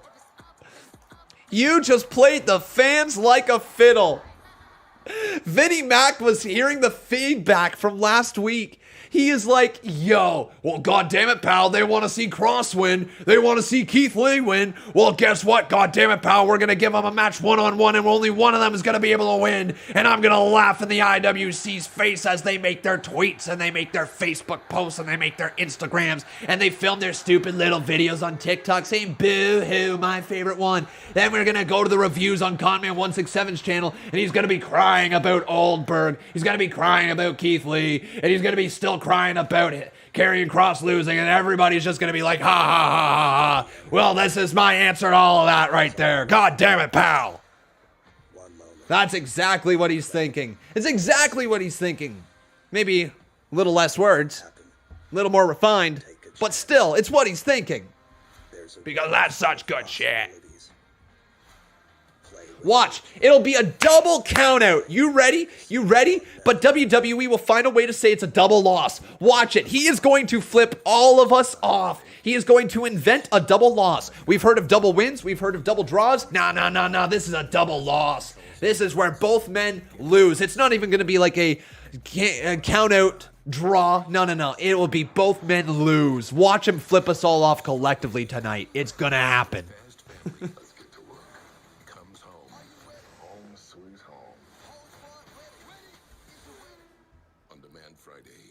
Gonna be DQ from Hardy. Hardy will be on the bigger screen and somehow cause a DQ. Right, he'll cough in the ring and they'll be like, oh, COVID, gotta get out of here. I mean, I know that's a rough joke because he does have COVID and I didn't mean to make light of a situation that was obviously serious, but we went through a year and a half of hell, guys. It'd be lovely if we could make a joke about it here and there. You know, that cheesy, spicy, crispy, crunchy, flavor packed bodega snack that rhymes with, I need those. An ad with no logo? Alright, but thank you so much, everybody, for being in here tonight. I hope you guys are having a wonderful time. I'm Simon Cowell, and this is not a drill. Canada's Got Talent is coming to City TV. I have always known that Canada's Got Talent. Now is your time to show the world. Go to City TV. Alright, so back over here. So, Dewdrop. Lily Lucian on the Titantron. Auto Trader made me aware of what was out there in the market and what was a great price. Auto Trader gives me the confidence I'm getting the best deal every single time. Tamina, there we go. Super kick by Tamina. Natalia looks legit hurt. There we go. And what was this? This was boom. Tamina and Natty defeat. Cool. So, women's championship contenders match. Nikki A.S.H versus Charlotte Flair. So, are they just really trying to get us interested and have every match be big? Like, I think that's got to be what it is, right? They're trying to make every match feel bigger. Oh, my! Karrion Kross is here.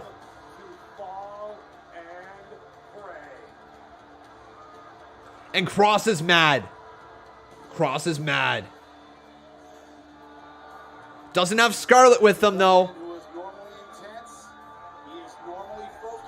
The NXT champion. Will they bury NXT again? He is even more so tonight after his debut in RAW. The following contest is scheduled for one fall. Introducing first from Sin City, weighing in at 265 pounds. He is the NXT champion, Karrion Kross. Here he comes. This entrance is not nearly as good. Man, they even cut away from his thing in the ring. Kross, they're killing Kross. They're literally killing Kross. They're killing his character, man. Humiliated last week on Monday Night Raw after dominating Jeff Hardy for the duration of the match, but the veteran Hardy able to upset Karrion Kross. I assure you, Keith Lee is in for a long night. They're really killing him.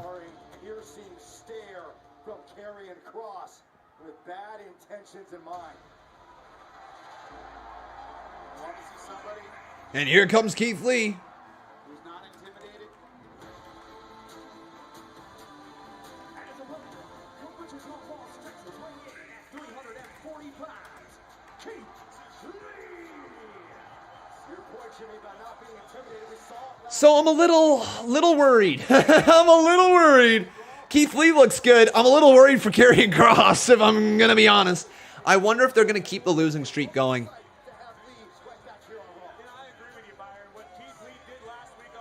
Yeah, I really do wonder how this is going to go. I'm a little worried, guys. A little worried, not going to lie.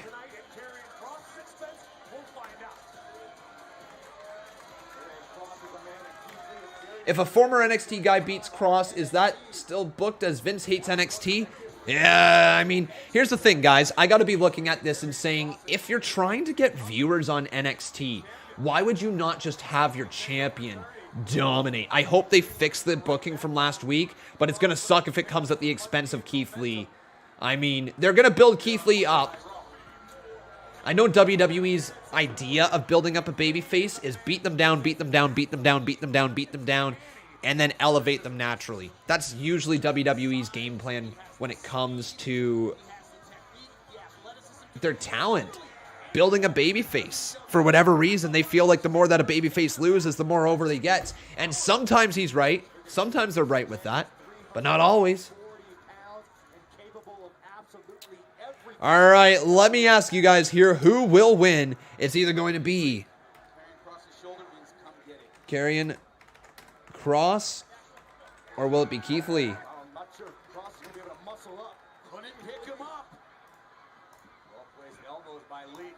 Get you guys votes in. Do either vote Cross or vote Lee right here in the live chat. Oh my God, Keith! Are you really doing this? No, are you really doing this to Karrion Kross? What did Karrion Kross do, man? What did Karrion Kross do?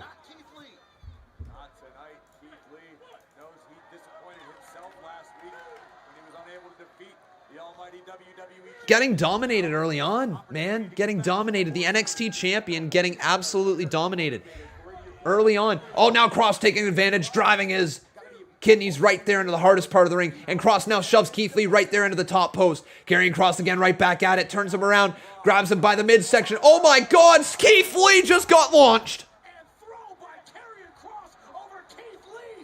How can you not see money in Kross, man? If you're Vinnie Mac, how do you not look at that man and say, yo, this is a guy that we can build up as a mega heel.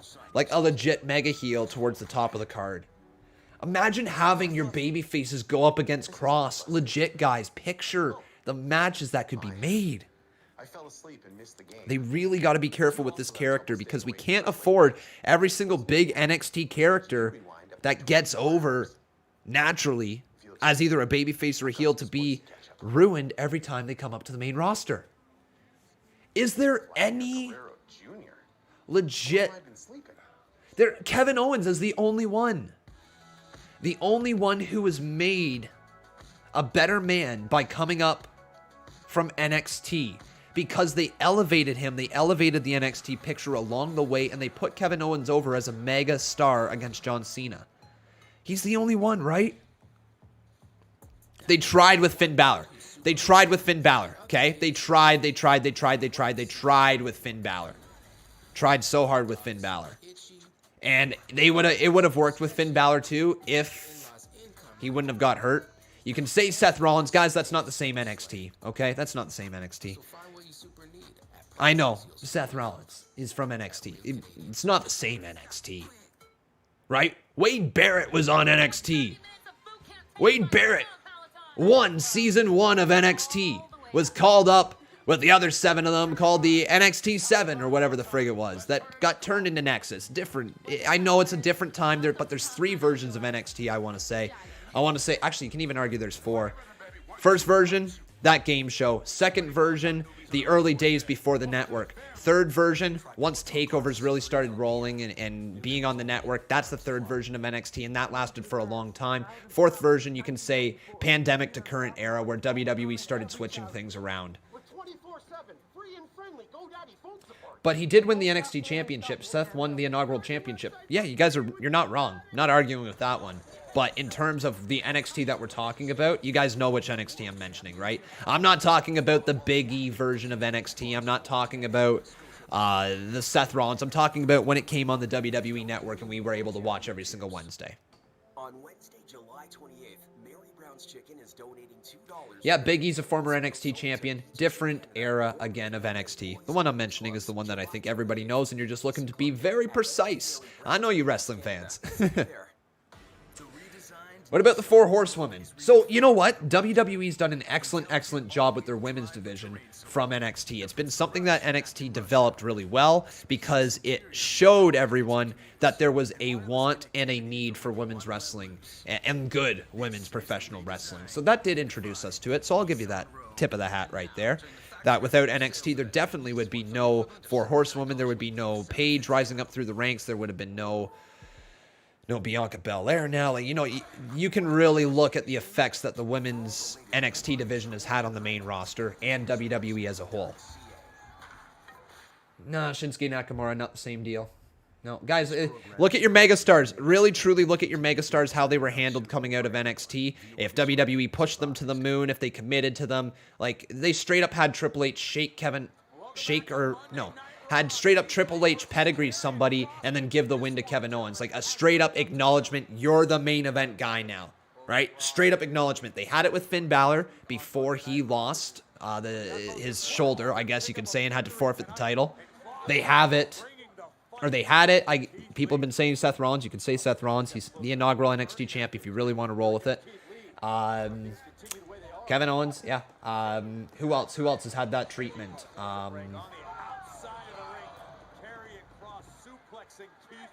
Shin and Kevin beat Cena. Shinsuke Nakamura lost to Jinder Mahal. Stop with that. It's not on the same level. Kevin Owens, Shinsuke right now in terms of NXT call-ups. Shinsuke's been great, do not get me wrong. But where's his WWE title? Where's his Universal title? He doesn't have one. Drew McIntyre. All right. There's a good one. Drew McIntyre's a weird one because he was NXT champion. He got injured early on in his reign, which allowed him, oh my God, to kick out by Cross, his opponent in Keith Lee. Yeah, it's just a completely different one. Different era of NXT.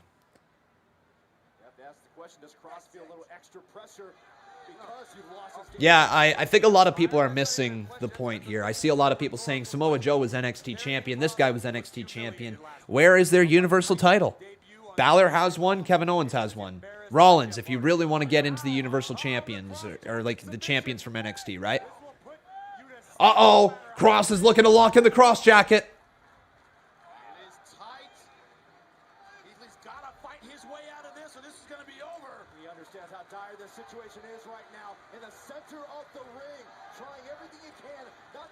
But Keith Lee's still fighting.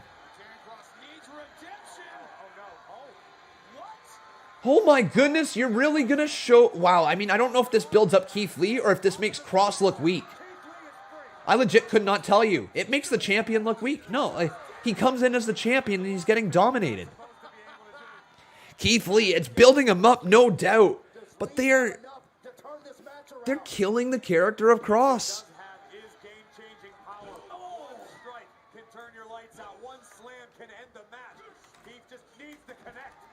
Strikes in a row plus a headbutt. Darian Cross is reeling in the corner. Feeling that the end might be near. Oh, big shoulder tackle right there. I got freight train at 100 miles an hour. Look at the resolve and determination in the eyes of Keith Lee. Darian Cross doesn't know what hit him. This is a weird one, guys. Very weird one. I'm happy for Keith Lee. He's ready to get Darian Cross out of there. Keith Lee's ready to end this now. Keith Lee wants the spirit bomb. If this lands, looking for the spirit bomb reversal right there. Oh, carrying Cross. Saito suplex. Oh my. How quickly plans change. But that hurt Karrion Cross. Look at him holding his back. He is in pain. They're going to give him the win. They're going to give him the win. Really? Wow. All right, Cross. I'm glad. I'm happy that this happened. Now locking in the cross jacket. The cross jacket is in. Thank you, WWE. All right, thank you, thank you, thank you. Come on, Keith Lee, pass out. Pass out, man.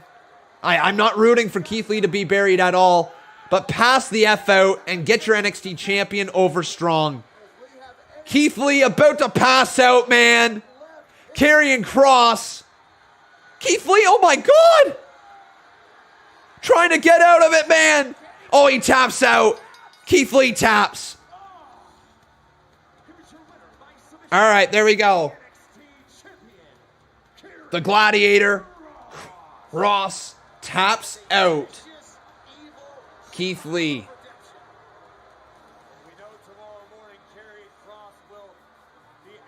All right, cool.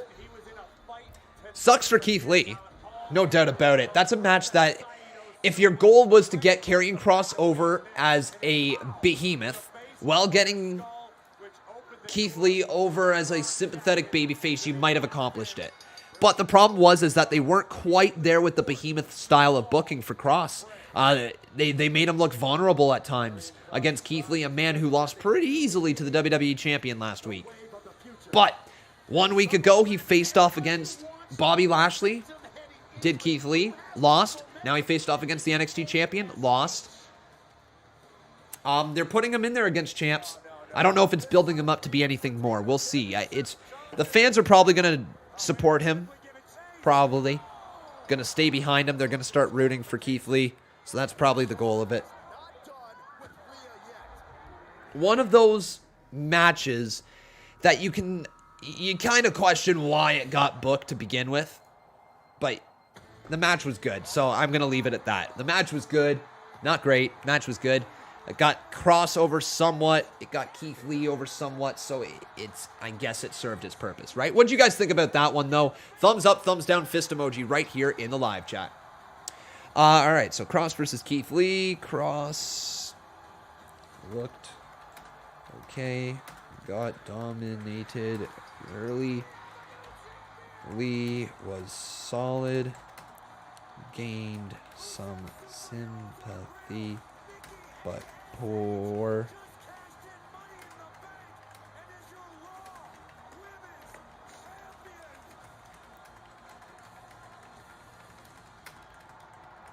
Cool. All right, there we go, everyone. Sorry about the loud typing. I'm going to work on getting a quieter keyboard sometime. But here's Nikki Cross, Nikki A.S.H. Charlotte Flair, what's running through your mind as you prepare for tonight's main event? Sarah, as I said earlier tonight, my confidence has grown and I'm no longer afraid to fail. And it's only worked in my favour. I believe in myself, and win or lose, nobody can take that feeling away from me. I just want the little boys and the little girls of the WWE universe to know that the hardest of challenges are worth fighting for. So tonight, I'm going to go out with my title and with my super extraordinary positivity that no matter what happens tonight, I will be defending my championship at SummerSlam. Oh, Rhea. Rhea gets behind Nikki there. Nikki, I can't help but respect the unconditional belief that you have in yourself. But at SummerSlam, I fully believe that I'm going to be walking out with the Raw Women's Championship. However, tonight, I hope that you go out there and give Charlotte help.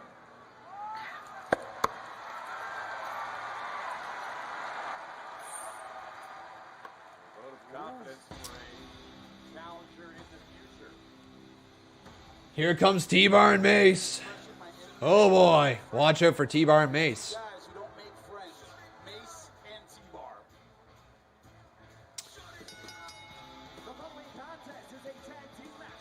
God, they should never, ever, ever, ever, ever have gotten rid of the mask for Mace. Like, never, ever, ever should have gotten rid of that. I like these two as a tag team. I do. But never, ever, ever in a million years should you have gotten rid of Mace's mask. I get getting rid of T-Bar's, but Mace's mask was cool. He was a dope-looking character. Like a really dope-looking character.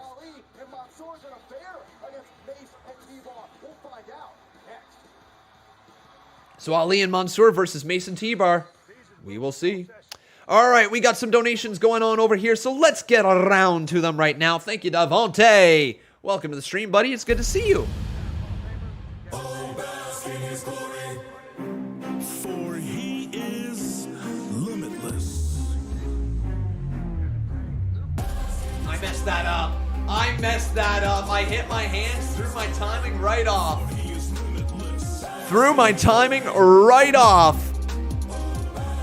So bad. Not good at all. Cue the right theme. My hands hit, my timing was off, and it was just downhill from there. Boo! Everybody boo Conman. Boo! Boo! Boo! Oh, I see you guys here in this chat. Let's refresh this Boss Battle Championship because we got the last day as the new boss. Good to see you there, my friend. Thank you, the last day. So the last day becoming a one-time Boss Battle Champion. Boom. After that, we got Jason Barker dropping his 5-bomb up in here. You know we love to see a little Jason Bomb action. And he says, what was your opinion of Friday Night SmackDown? Have not watched it yet, man. I was away all weekend, so I have not had the chance. I had a 4-hour drive to get back here today for you guys. Well, not for you guys. So I could get back in time for work. I had a 4-hour drive, and I made that this morning. And, you know, it was a good weekend.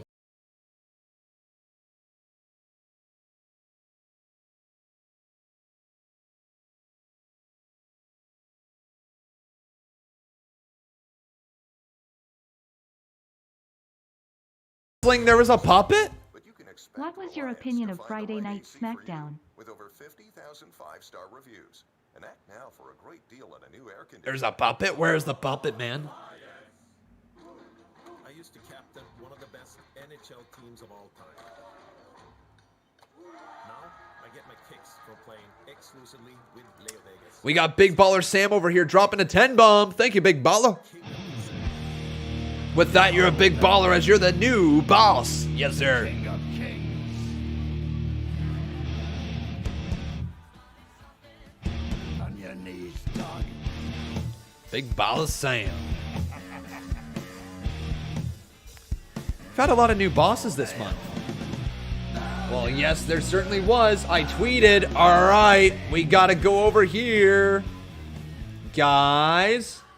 I'd have Joe come out for the DQ finish. Keeps both Lee and Cross good and puts eyes on NXT. But what's up, Con? New made me realize that I never really learned how to eat right. I can't see that. It doesn't feel restrictive. It feels like a true lifestyle change. Visit noom.com and lose the weight for good. Hang on. Let's get this up here, okay? So This industry, I love it so much. what is that? Let's try to...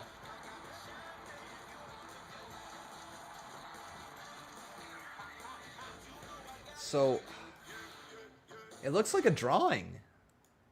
Is it a puppet? This program is aggressive in nature. It may contain themes that are not suitable for everyone. Viewer discretion is advised. It's a puppet. It's not a puppet. It looks like a drawing of a puppet. Is that Mercy? They also have a violent disposition and attitude. They had a lot to say earlier on today. Lions eat Huh. antelopes. And snakes eat rats. And wolves, they eat sheep. I'm not the guy who has the best eye for that. The small, that's them, exist to feed the large. That's us. I don't know if that's anything. Like, people are saying it's Mercy. It's a picture of Mercy. So if that's the case, I'll take it. I'll take it. Exists to be devoured by us. All right. Unfortunately, the face of Team our size isn't everything here in WWE. And their opponents, Time for Mansoor.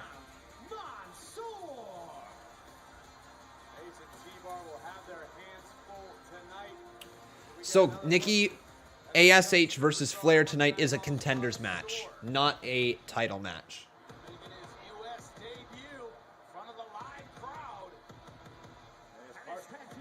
And here comes Ali. All right, Ali. So we're going to see their one match together. Ali and Mansoor working together. Do you guys think that they're going to win? We'll find out with a nice little poll in a hot moment here. Here's my Ali. Tonight, man, finally, Mustafa and Mansoor ready to take on the world. We gotta come up with a game plan. Matching gear, Slow down.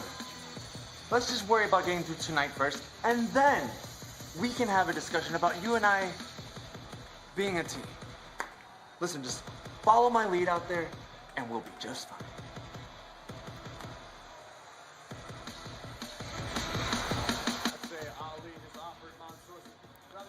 So Ali and Mansoor versus Mason T-Bar. All right. Ali has accomplished a lot here in WWE, but Ali has also had a number of setbacks, including with his two opponents here, and Mason T-Bar and their collective history. Oh! Ali obviously hasn't forgotten the past, bringing the fight to a one-time ally. But, this could be over before. Oh my God, it's going to be over. 2. Oh, he kicks out. What a way to start. We'll get chatting about this match in just a hot moment. Ali and Mansoor or Mason T-Bar? The choice is yours. Who would you like to vote for? Do either vote Ali or vote Mace right here in the live chat to cast your votes for who do you think is going to win. My goodness. So starting off in this match is Ali in the ring. Mansoor is on the ring side. And it looks like Ali is going to be decimated early as he tries to maybe make the hot tag to Mansoor. I can't tell if this is supposed to be a babyface team or kind of like an odd pairing or what it is they're going for. But they're certainly positioning Mansoor as the babyface and Ali as the heel of the group. But they're positioning them as a babyface team. Interesting. Tag has been made from Mace to T-Bar. Oh my God! Oh my God! Oh my good God! Ali getting wrecked. Mason T-Bar just took out Mansoor. Holy cow! Okay, Mason T-Bar. There might be a future tag team title run between them.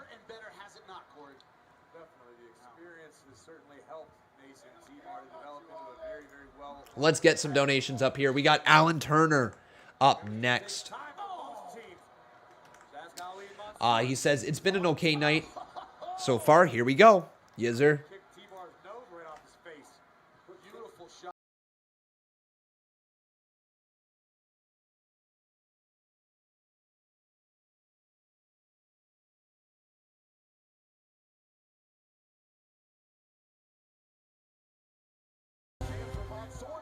It's been an okay night so far. Here we go. Botch guy over there on Twitter is like, I zoomed in, guys. Pastes a photo of Damian Priest. Oh, Mace. Wait, reversal from Mansoor. Dropped him down on the back of his head. Mansoor to the cover. Count of 1. Count of 2. T-Bar kicks him right off the cover. Man, Mansoor got rocked. Oh, Mansoor got rocked.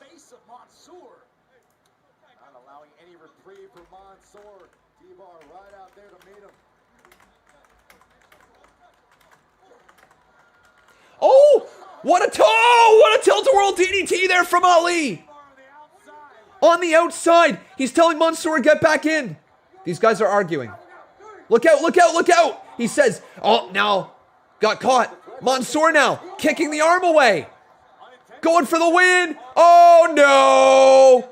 Mansoor. Wait a second. Mansoor rolling up Mace. Mace in trouble. 1, 2, 3. Mansoor wins. Mansoor wins. Whoa, ho, ho! Mansoor and Ali win. And it's almost like Ali's pissed. Oh, wait a second now. Ali's saving him. Saving him.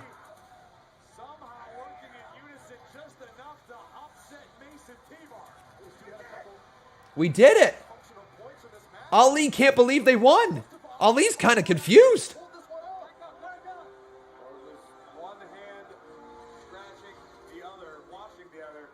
Damn, all right. This is where Ali slowly starts to become babyface again, possibly.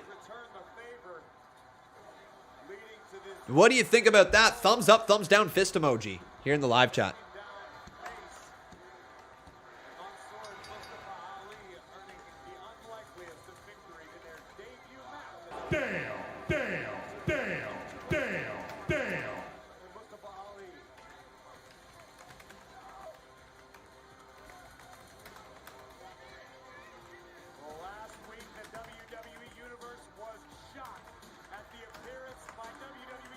Cool. Ali is happy, but he's a little unsure about the whole Mansoor thing. But the WWE champion, Bobby Lashley, is up next. And uh-oh, ladies and gentlemen. Uh-oh, ladies and gentlemen. Uh-oh, ladies and gentlemen.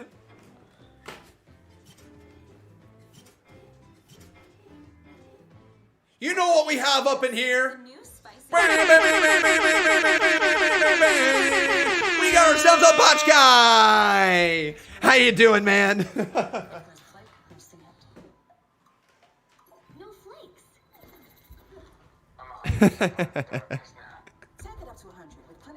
Good to see you, Botchy. You doing well on this lovely Monday evening? I sure hope so. I'm Simon Cowell, and damn, 10 out of 10, best one yet. Yes, Zerski. Yes, sir. Whew, I've got a little bit of that. I got a little bit of that momentum going right now. Conman is feeling good. He's feeling good. What do you guys say we continue this momentum into the rest of the night? We got ourselves about an hour left of the show, so I think we're going to have some more fun ski up in here. But we can have some more fun ski if you leave a little like ski, and you also hit a little subscribe ski over there. And if you want to, you can hit a little super chat donation ski. Donation ski? Don't ski. Don't ski. Don't ski. Drop a dono. If you guys would like to support the channel directly, I really appreciate all of that. We have ourselves another donation over here in Virginia. Brunette. How you doing, Virginia? Good to see you. Thank you for your support. Says, this is from London Askew. I love your videos. From London Askew. Virginia Brunette. Well, thank you very, very much, my friend. London Askew. If that's the... If that's somebody's name here in this live chat, I deeply, deeply appreciate it, guys. Thank you so much. I think I saw something earlier that said my aunt was dropping a donation or something like that. So if that is the case, and that is the person, thank you very much there, Virginia Burnett and London Askew. If not, thank you just straight up, Virginia Burnett, for your support.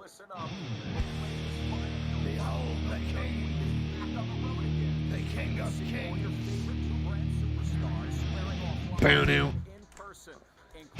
On your knees, dog. Grandma? Okay, not aunt. Grandma. Well, appreciate it. Have a good night with your grandmother there, my friend. That's incredibly kind of you two. Don't ski. This is from London Askew. I love your videos. And then we got ourselves a 2-bomb from Mr. Caleb WWE Minecraft Gaming. Says, hey, Con Man, what is my favorite show and movie? Favorite movie? I love Wolf of Wall Street, man. Oh, I love Wolf of Wall Street. I don't think I can necessarily say I have a straight-up favorite movie. I have a lot of movies that I really enjoy. Wolf of Wall Street being one of them. Love Happy Gilmore. I used to really love Anchorman. I think it's fallen down a little bit. I love the Star Wars saga from 1 to 6. Not number 7, 8, 9, because those are kind of trash. 7's okay. God, Rogue One is so good, though. Oh, man. Other movies that I really enjoy. Well, regardless, doesn't really matter, does it? Because here comes the almighty Bobby Lashley! Hit that banger. Not just a champion, not just Ready? a winner, not just a superstar, a force of nature every time he gets into the ring. Is that accurate or not? Without question, a man that many deem unstoppable. Ladies and gentlemen, Banger of a theme! MVP and the almighty WWE champion. Banger, banger, banger, banger, banger of a theme. The almighty WWE champion Bobby Lashley looks like he's ready to fight. Are we going to see a match?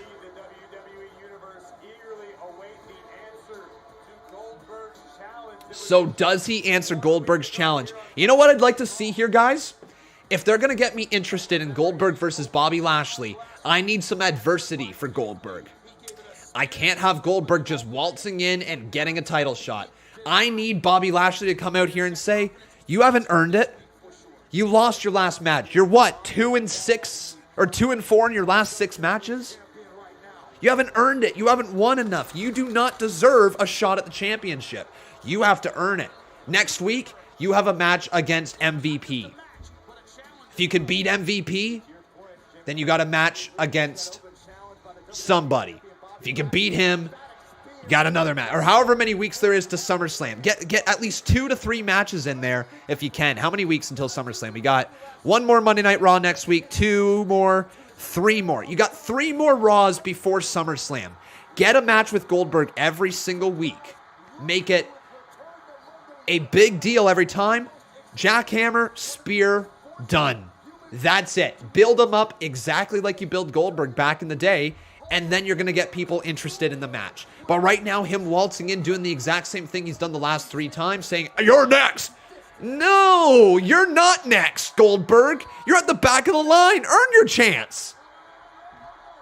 Goldberg only has 2 matches per year. Well, then it's not going to happen, clearly. I'm telling you guys what should happen in order to get people even more interested in this match. Because right now, all that's over is the name Goldberg. And yet I'm going to chant Oldberg.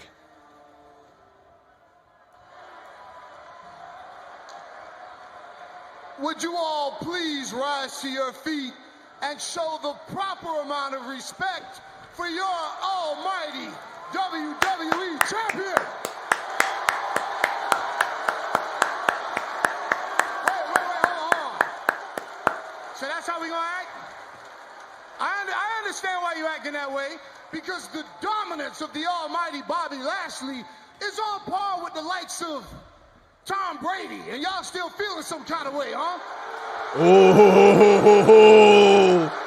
you got him. Roasted. All right, so let's turn the page. Let's address what happened last week when Goldberg came out and disrespected the almighty WWE champion. Listen, it's real simple. Everybody's been talking about the almighty against Goldberg, and I get it, I can see it. The champion versus the iconic Hall of Famer. But the question is, they're chanting Goldberg. The almighty. So I ask, Oldberg. Is Goldberg next? Say no. Say no. I'm not even going to dignify Goldberg's challenge with a response. Oh, Bobby's not going to answer it at all. But I will tell you this. This is my ring. And I won't be disrespected by anyone. You heard it from the champ. Cedric? Okay. I see a lot of people talking about Undertaker, saying you wouldn't call Undertaker Older Taker. No, because he freaking retired when he was past his prime, and we were calling for his retirement every single time he had a bad match. Stop trying to make excuses and stop trying to put words in other people's mouths, okay? You don't know what people are thinking, so stop assuming. You want to talk about disrespect? Here's Cedric. Let's talk about how you ungraciously excommunicated me from the Hurt Business earlier this year.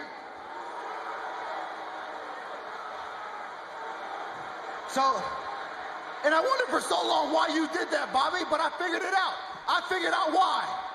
It's because you knew I'm better than you. Whoa. So today, Prime Alexander steps up. Prime Alexander? And I want my opportunity against the champ. Here comes Shelton. We're getting a Hurt Business reunion. They could also do something like, okay, Goldberg has to beat Shelton, Goldberg has to beat Cedric. Bobby, before you answer that question, hey, Cedric, do you have any idea how annoying the sound of your voice is? Oh, ho, ho, ho. That's funny. That's funny. Now, I'm not here to cry about the Hurt Business. That's over. I'm here to give you a real challenge. See, no. Hey. We're not doing that. Hey, kid. I came out here for Hey, do you guys realize how ridiculous you both sound? The champ doesn't have time to deal with you or you. That you're not on the agenda. As a matter of fact, I'll take them both on. What? Bobby's going to take them both on. Thank you. At the same time. Now get a referee. At the same time. Holy cow. Cedric and Shelton aren't going to be able to work together, are they?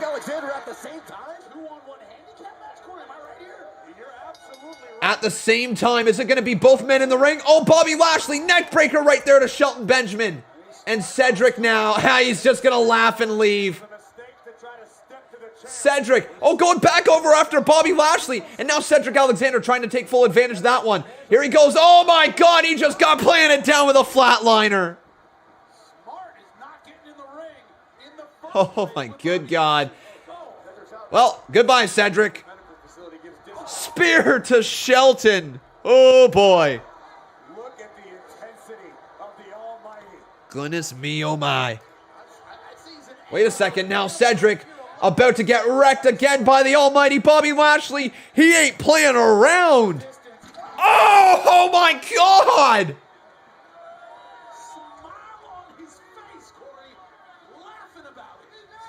Damn, like, wrecked him. So hard, I'm pretty sure the ring shifted a few inches. I can't believe Alexander's even functional at this point. Is Alexander functional at this point? Look out behind you, Bobby. Shelton Benjamin ready to take advantage. Now Shelton lining it up. Shelton from behind, right hand to the back of the head of Bobby Lashley. 3 right hands, but there's a knee to the midsection.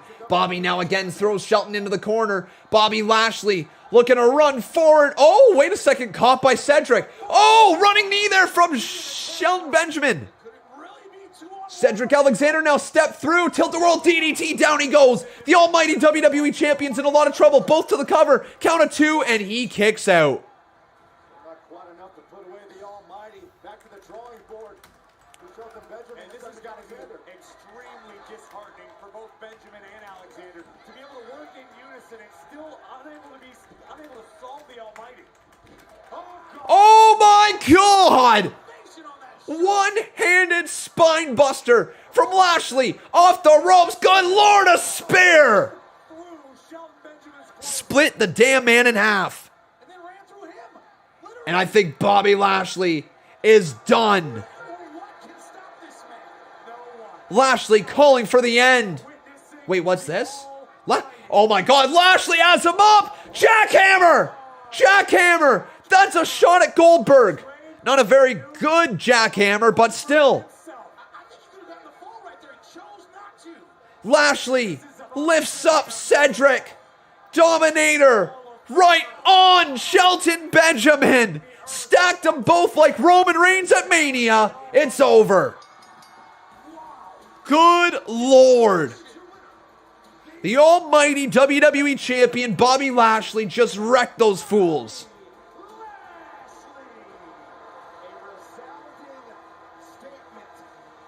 Holy cow.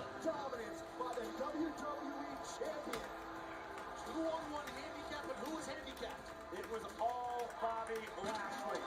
First, decimating Cedric Alexander on the outside. Watch the impact of this. Cedric hit so hard, my spine hurt. That was so close, man. A hellacious spear. Dominant. Absolutely dominant. So does Goldberg come out here now? I mean, we've got 3 weeks of build, so he might not be here tonight. He'll probably be here next week. Maybe the week after, maybe the week after. They might do 4 weeks with Goldberg on a build to SummerSlam with 1 week off in between for a 5-week build. They might. We'll see. Does he show up here?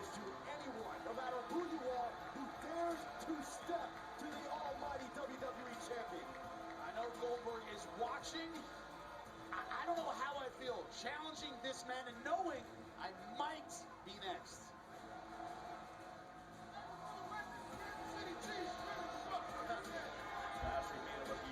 Man, Lashley is a beast. This is the best Bobby Lashley's ever looked in his career, in my opinion. Here's The Miz backstage in his wheelchair.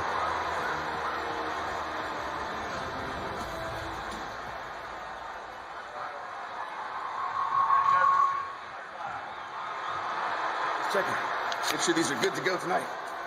You ready? You ready for tonight? Feeling moist AF? Yeah, that's right. We're gonna get this city wet. People, it's time to get wet. Time to get wet. What do you guys talk? You know what? I don't care. Listen, it's free country. Do what you want. I need to talk to you guys about something that's important to Omos and myself. Unless, of course, you guys aren't moist with it. Never not wet over here. Nobody's Oh, boy. than us. Bring it in. What's up? And Omos blocks their strategy. What was that conversation Okay. about? Do you hear that reaction for Riddle? I want to hear him chant. The following contest is scheduled for one fall. Introducing first, from Las Vegas, Nevada, weighing in at 216 pounds, the original Bro.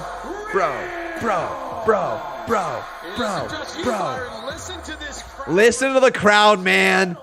They are on their feet for Riddle. Is he going to still get the little birdie birds? Ah, the birds! Oh my God, he's so high. That's the joke. Ah, tweet, mofo. Wow, man. Gotta admit, though, it's fun. It's just so different. It's just so different. Big pop for the birdies. Riddle versus John Morrison. Hey, John, you got a match up next. America's Most Wanted. John Morrison. Good Lord. Who's the only guy left to check that egomaniac Roman Reigns? I came back to challenge Roman Reigns at SummerSlam for the Universal Championship. Bruh, what even is this? Says, I'm attending Raw next Monday. Well, enjoy, my friend. Did I hear about Super SmackDown going down? No, I didn't. Challenge accepted.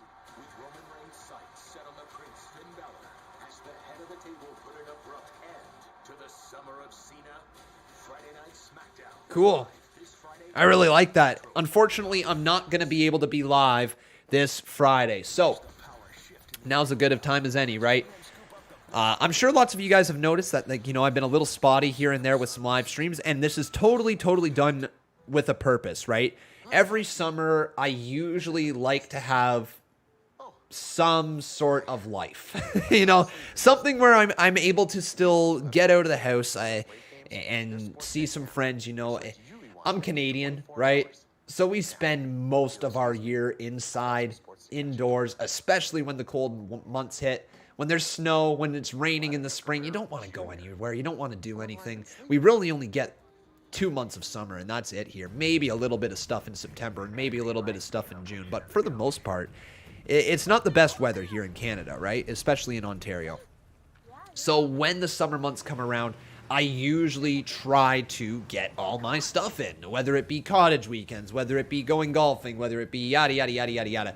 And so I have taken it as a conscious effort for me to take some time for myself this summer. And when I have some stuff going on, you know, whether it be a cottage weekend with yada yada, I'm gonna go do it, right? So last Friday I was off because I had a cottage weekend. This Friday coming up, my girlfriend Becca, her family has rented a cottage for an entire week.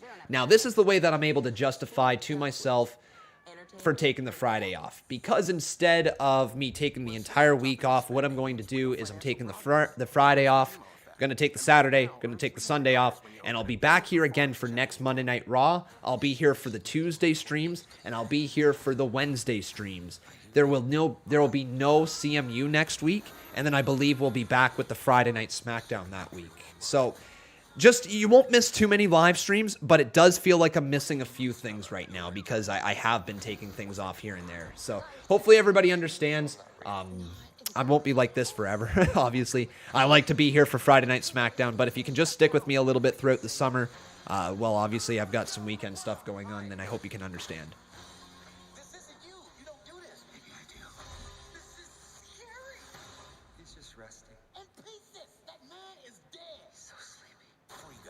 You're going to SmackDown this Friday. Awesome, my friend. Have yourself a wonderful time. Wonderful time.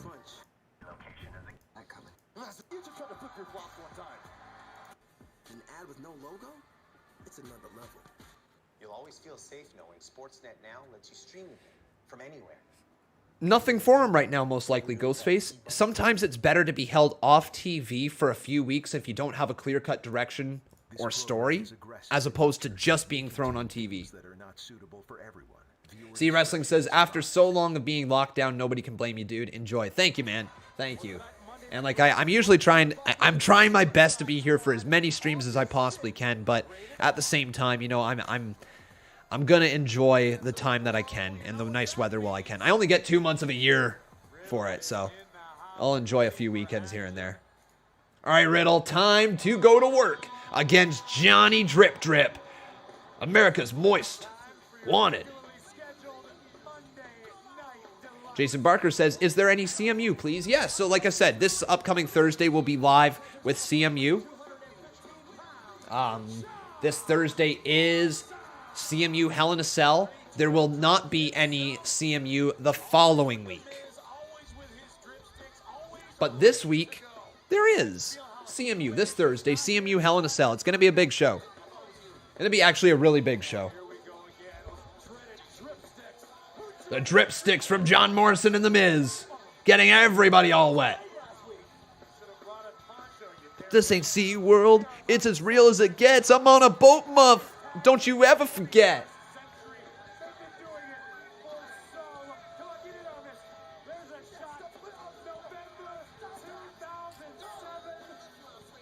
Wow, going all the way back to 2007. Do you guys like this? That WWE is essentially made it feel like it's a fresh... Oh my god, Byron Saxton selling the water big time.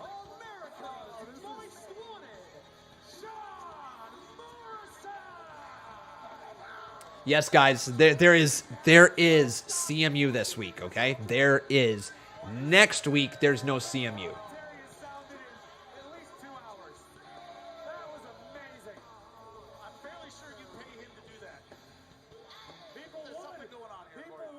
Okay, here we go. John Morrison versus Riddle.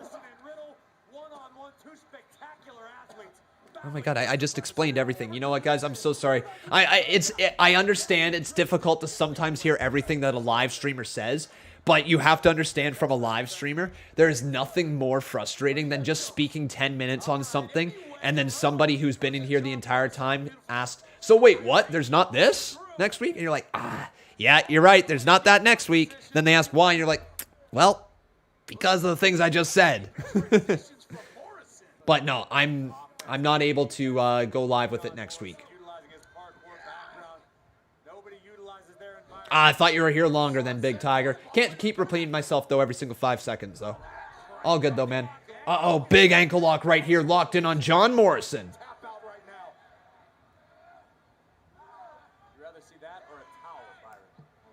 Yuhan, how you doing, buddy? Welcome to the stream.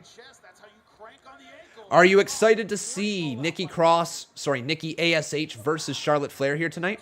Competitors, 2 superstars with all the skills in the world, also a lot of momentum. They've been very active over the last few weeks. I think Morrison, you talk about Oh, Riddle up and over, lands on his feet. It makes me so nervous for Riddle, though, wrestling in bare feet and doing backflips off the top rope. Like, I get it's one thing if you go to land on your feet from like a backflip or something like that. It's another thing where you're jumping off that top rope, doing a flat out moonsault and landing on your feet.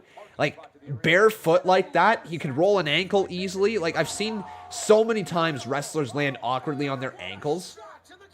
And I get it. I totally get it that it's a different look, and it looks really cool to see somebody wrestling barefoot. But Rusev ran into the same deal where he hurt his ankles and he had to start taping them. You just hope that he doesn't really hurt his ankle along the way, because Riddle is such a great talent. Oh, what a move there. Riddle plants him down into the ground. Count of 2. Kick out by John Morrison. If he's doing it for 5 years, he might be used to it. Doesn't matter how many times you do it. You can always land awkwardly on your ankle, and it's as simple as doing a straight-up moonsault, landing on your ankle slightly on its side to have a Sid Vicious moment. Oh my God, big knee. Step up, lands on his feet. Riddle just kicked Miz, down he goes. Miz just fell out of his damn wheelchair.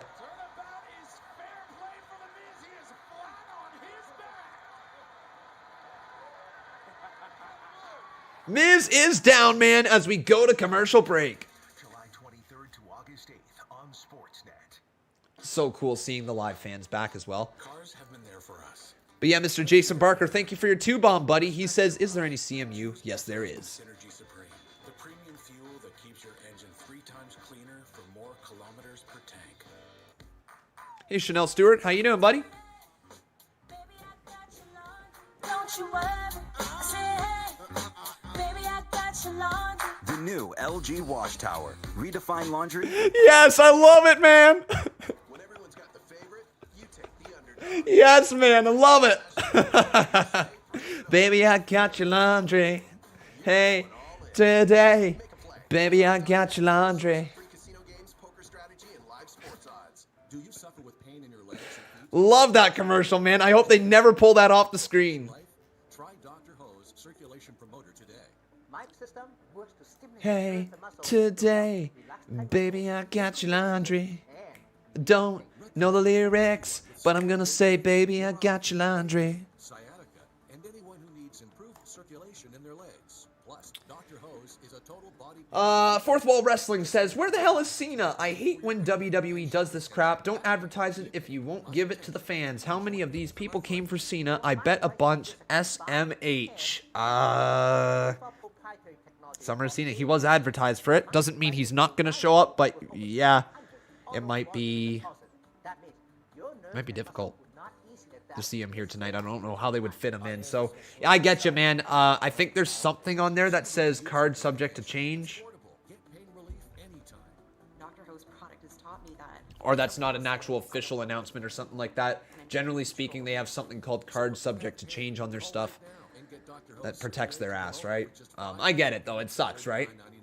But wait, to make this the absolute best TV offer, we'll take off one full payment, so it's only 4 payments of $49.99.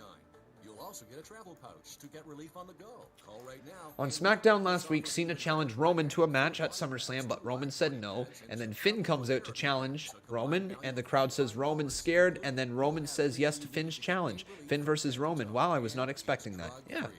Yeah, we'll see if that actually ends up being the match. Or not.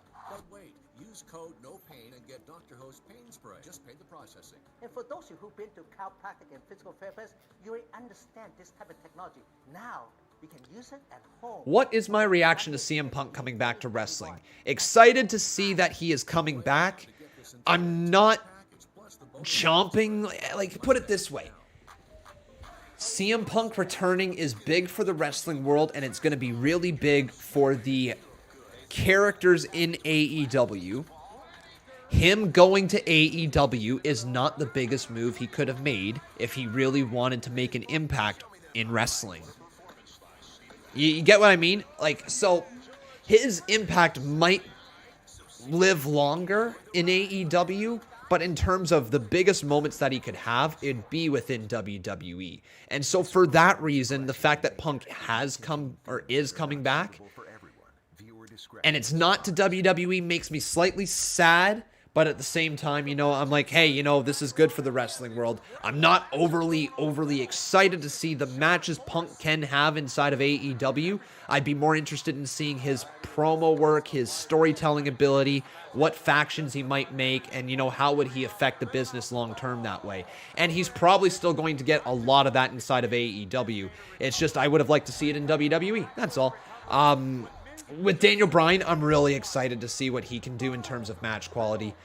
Because I think that Daniel Bryan, sure, they could have found some more stuff for him to do inside of WWE, but he gave us everything on his way out, right? Like, you know, now it's time to see what Bryan can do elsewhere. But Punk's been gone for like, what, 10 years? 6 years? When did he leave? He left in 2014, 7 years, something like that. Oh my God, Riddle went down hard on John Morrison. You know, so I just would have, you know, I'm a fan of Punk enough that I wanted to see him back inside of WWE. I'm not a fan enough of Punk to make me go way out of my way to giving up all my Wednesday nights to watch AEW, if that makes any sense. It doesn't draw me over there. Daniel Bryan slightly does. I will be checking social media to see what CM Punk does for AEW. That's pretty much the extent of it, but I would actually tune into some matches of Daniel Bryan, like Daniel Bryan versus Sammy Guevara. Hell yeah, I want to see that. Daniel Bryan versus Jungle Boy, yes. Kenny Omega, yes. Like, give those three to me right there, and then maybe even Darby Allin. That would be fun. Hell, give me Ethan Page versus Daniel Bryan as well while you're at it. Into the cover, 2, kick out by Riddle. Woo!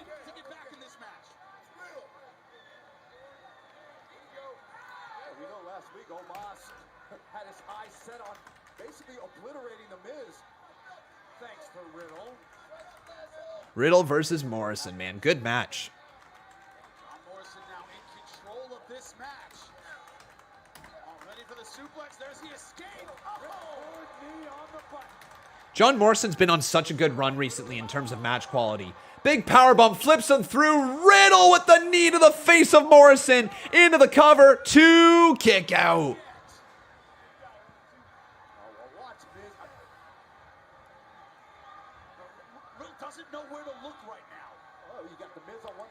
So Omos and AJ are down here at ringside. I wonder if this is to kickstart a feud going into SummerSlam of RK Bro versus AJ Styles and Omos.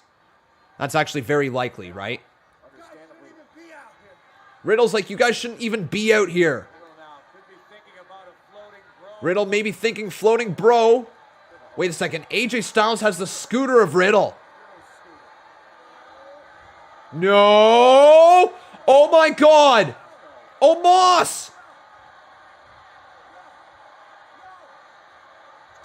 Oh, Omos just broke the damn scooter! Riddle's like, why?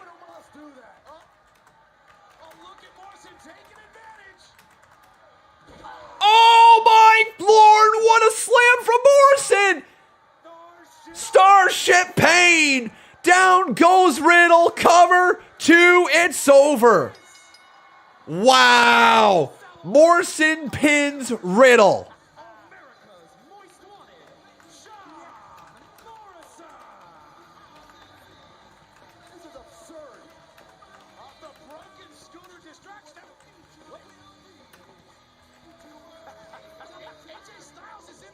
Hang on.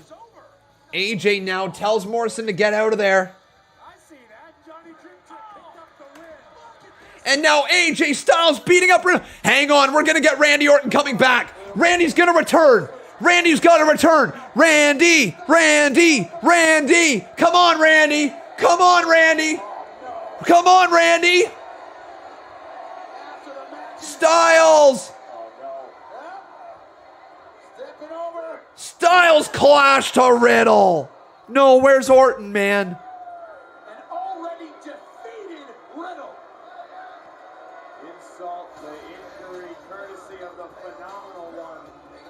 No Randy Orton, man. Oh.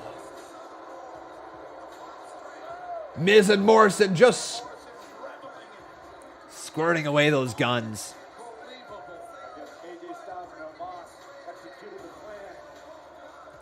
You know what's cool, though, is looking out into the crowd and seeing people vibing to the theme songs.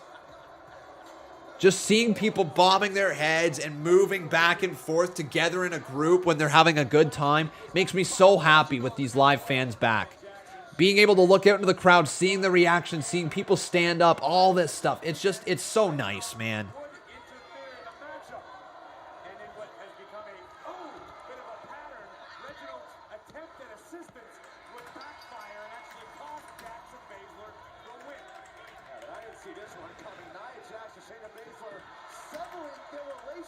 So that's totally going to lead to...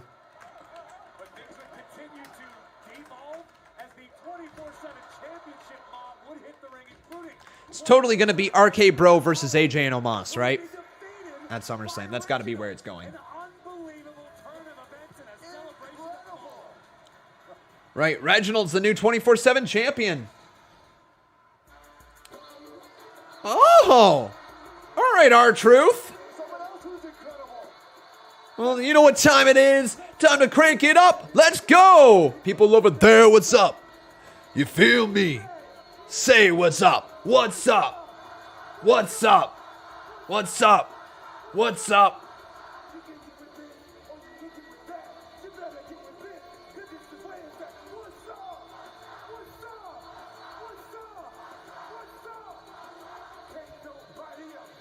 R-Truth is a future Hall of Famer. 24/7 championship. Reginald versus R-Truth up next. As he takes on the 24/7 champion Riddle, Reginald Cool. Yeah, R-Truth is definitely a future Hall of Famer. Definitely.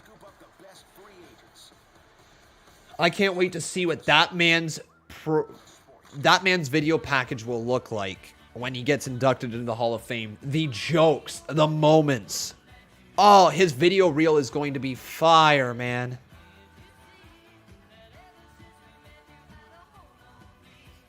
I love that running joke with R-Truth and John Cena being his hero. Meanwhile, I'm pretty sure R-Truth is 2 years older than John Cena, if I'm not mistaken. Right? R-Truth, age 49 years old. John Cena, age 44. The dude's 5 years older than him. How is R-Truth 49, though? What the frig? Ron Killings, man. Man never ages.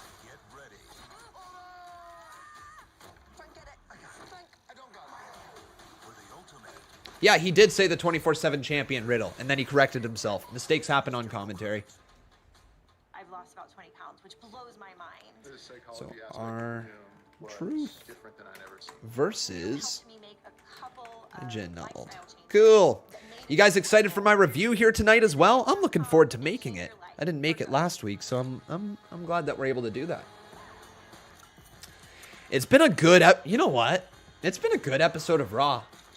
What's to truly dislike about it? Has it been thrilling? I don't think so. But it's been good, right? Nikki starting out the show.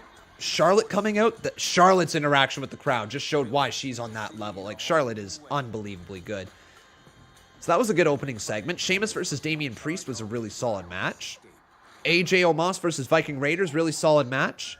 McIntyre's stuff was good today. Just a little confusing with the whole DQ stuff at the end, but that was a really good segment. Veer can work.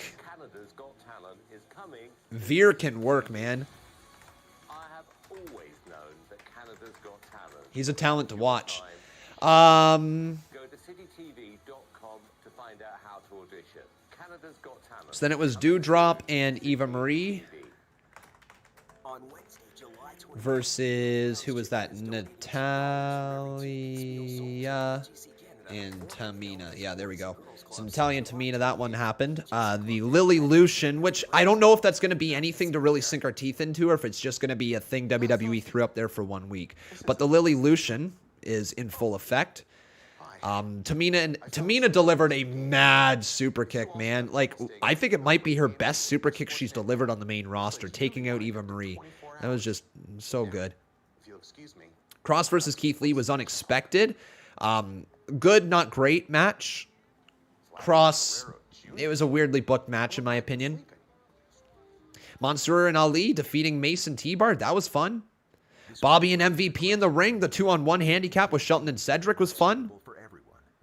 Riddle versus Morrison was a really solid match. Like, beat down afterwards. Really nothing to hate about this show tonight. Nothing to hate. What's your guys' rating so far? Out of 10.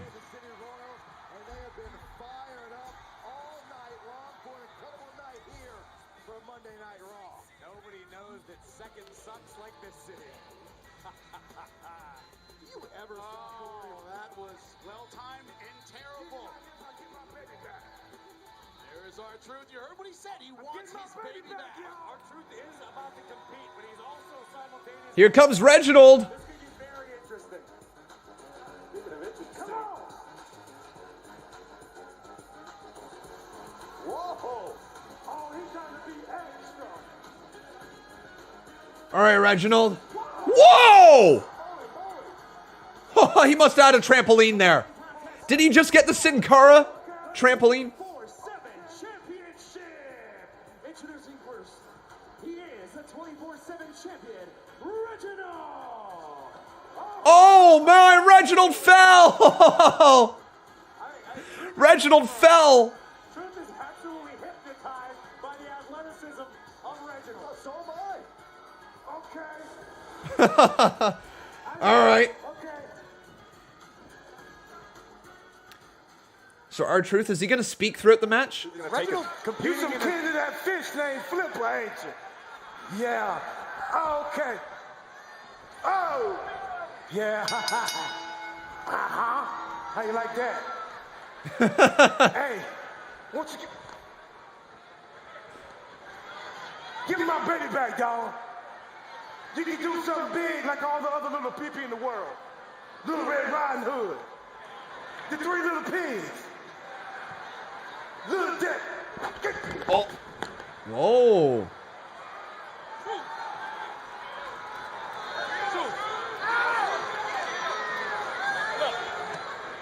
Okay. You can do this the easy way, or we can do this the hard way, dog.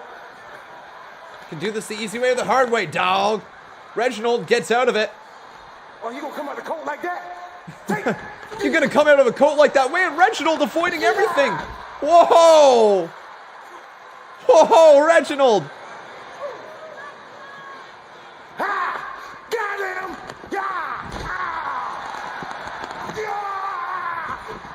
Oh, R-Truth hit hard. Did you hear that smack? Oh, R-Truth hung himself up. Hold on, Reg. Hold up, dog. Hold up. Hold up, Reg. Hold up, dog. Oh, what the hell? Whoa. Reginald wins. Well, Reginald looking hella athletic. Hella athletic. Oh, here comes the 24/7 champion, people. It's Loser Dorado. It's a... Oh, my God, Reginald. Lands on his damn feet.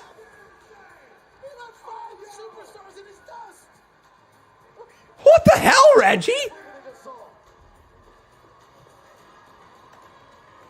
I'm kind of enjoying Reginald, the 24/7 champion. It is pretty incredible. Wow, that's not what I was expecting to see here tonight, but Reginald's still the 24/7 champion. He was just flipping around. Yo, I think Bully Ray is going to be incredibly pissed. We've heard of flippy shit. That's some flippy shit. Very personally. Here's Charlotte. Sarah, I do take it personal. The only reason Nikki was able to beat me was because Rhea brutally assaulted me. And the only reason Nikki was able to drop kick me out of the ring was because I was dealing with a petulant child. Now I have to deal with the delusional WWE Universe and Nikki thinking that she can be champion. I am sick and tired of this division being run down by almost superstars. Oh. I built this title as the 5-time women's champion, and there wouldn't be a women's champion in the WWE if it wasn't for me. And tonight, I'm going I think so, Dave. to the How awesome is that? Superhero, Nikki.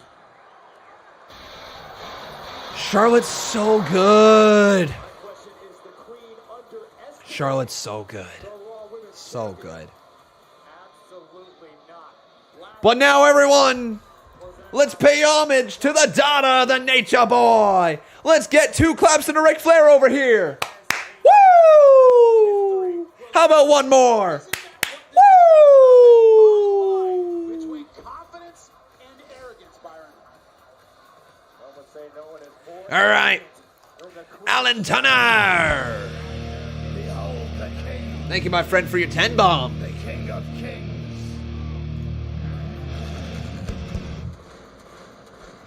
On your knees, dog. Bam. All hail. And bow down to the king. 7 out of 10. Good night all around. Hashtag FTL. Is presented by WWE 2K22.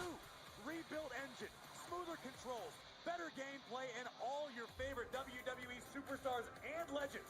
WWE 2K22. It hits different. They just gave an ad for WWE 2K22, guys. They just gave an ad for WWE 2K22. If I can cross my fingers for one thing in WWE 2K22, is it's at least 100 more created character slots. 100 slots is not enough. We need 200 or bust. Need double the amount of created slots because the CMU is growing too damn big.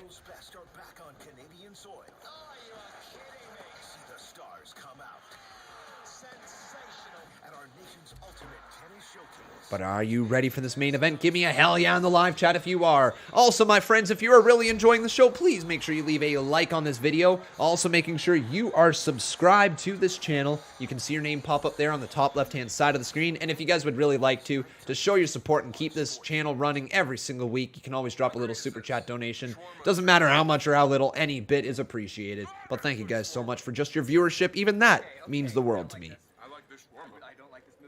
Yeah, we were talking about John Cena earlier. He was previously advertised for tonight's show. There has been zero mention of John Cena on this show, though, so I don't know if things have changed. They might have felt like they didn't need him here tonight on Monday Night Raw, so they changed it at the last moment. To the people in the live crowd, that's kind of a letdown, but to us here at home, I think we're okay with it.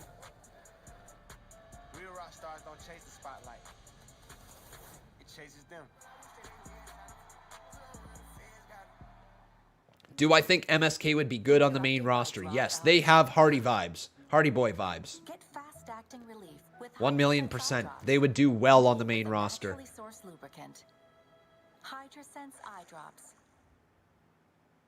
But knowing WWE, they'd split them up and then not give them an actual feud and then write one of them off TV for no reason. Just to put the other one in another tag team. That's probably what will happen.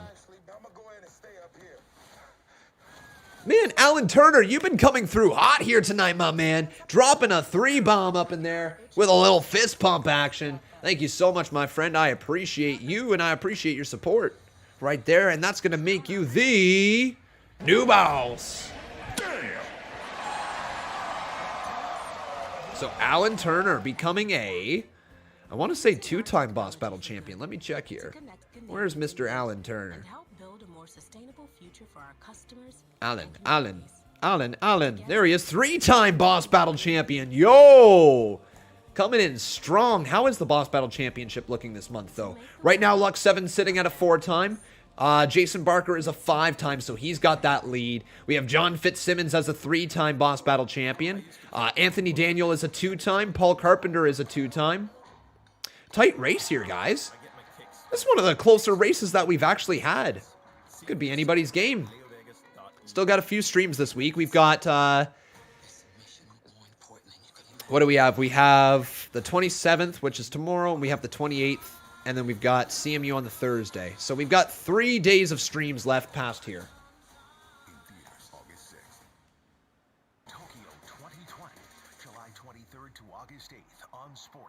Fair enough, Ryan Armstrong. Fair enough. You're right. Apparently, Cena and Riddle are facing Orton, Mason, T-Bar in a dark match after Raw, according to someone in my Twitter group. Don't know about that. Do not know about that one. I think that Twitter group is just throwing things at a wall and seeing if it will stick. I wouldn't be surprised if John Cena does have a dark match. If he was advertised, they probably are going to try to deliver. So I don't know about Cena. I don't think Orton is facing Riddle. That would make no sense. Charlotte's in that ring, though.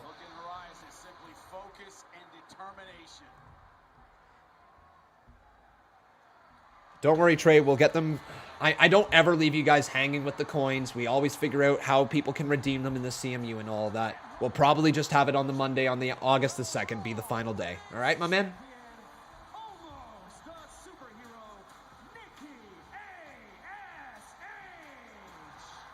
So here comes Nikki A.S.H, the Raw Women's Champion.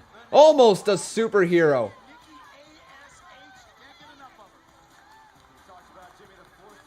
Look at the positivity oozing out of Nikki A.S.H.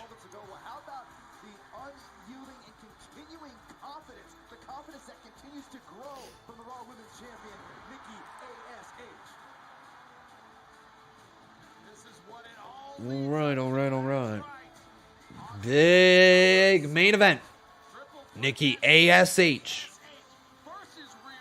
So it's official at SummerSlam. It will be Rhea Ripley versus Nikki A.S.H. versus Charlotte Flair. Triple threat women's title.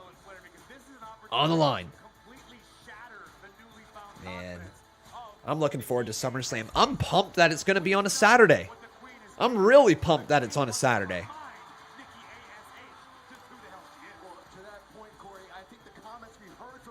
Ivan Valena, how you doing? He says, what happened to you on Friday? I was not here, my friend. I had prior commitments that I have been talking about for probably about the last month and a half. So I was not here. And I will not be here next Friday either. Well, thank you for your support, my friend.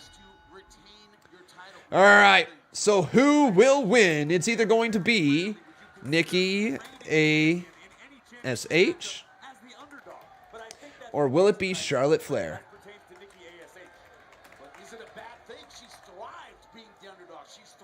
Do you think they would do a quick swap of the title? Do you think they have Charlotte Flair beat Nikki and then go into SummerSlam with Nikki? With Nikki losing, like off of Charlotte and seeing if can Nikki overcome the odds at SummerSlam? Maybe. Big chop to Nikki. I would actually like to see Nikki roll up Charlotte Flair, though. Or do something that will keep Nikki strong, keep Charlotte strong as well. Oh, and then a slap to the face. Wait, trying to rip off the mask of Nikki A.S.H. Yo, what are you doing, Charlotte? Jerk? What a jerk. No, that's not a jerk. That's a straight up bitch. Oh, and a shot right there across the back of Nikki A.S.H.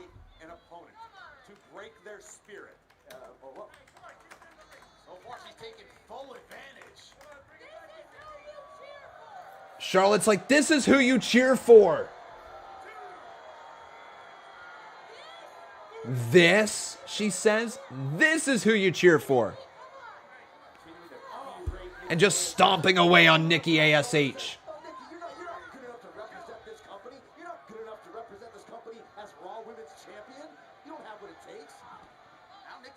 Legit question for you guys.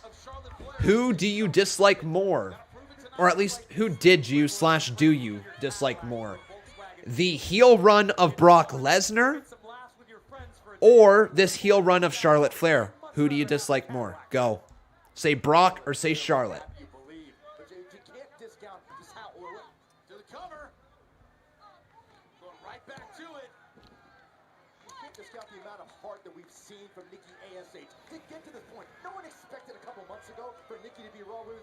Heel run of Charlotte's. Wow. Holy moly.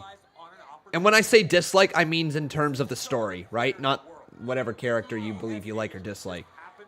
Yeah, look at the Charlottes. Holy moly. Do you guys forget how much we all... Do we forget how much we disliked Brock Lesnar when he was holding on to the WWE Championship? Just, you guys are saying that very, very quickly. Now that I'm starting to see some Brocks come through, but remember the hostage that Brock Lesnar held onto the championship, right? Like, I'm okay if Charlotte is getting more heat than that, but are you sure that's your pick? If it is, that's okay. But let's now create the poll. Who had more heat with the fans? Brock?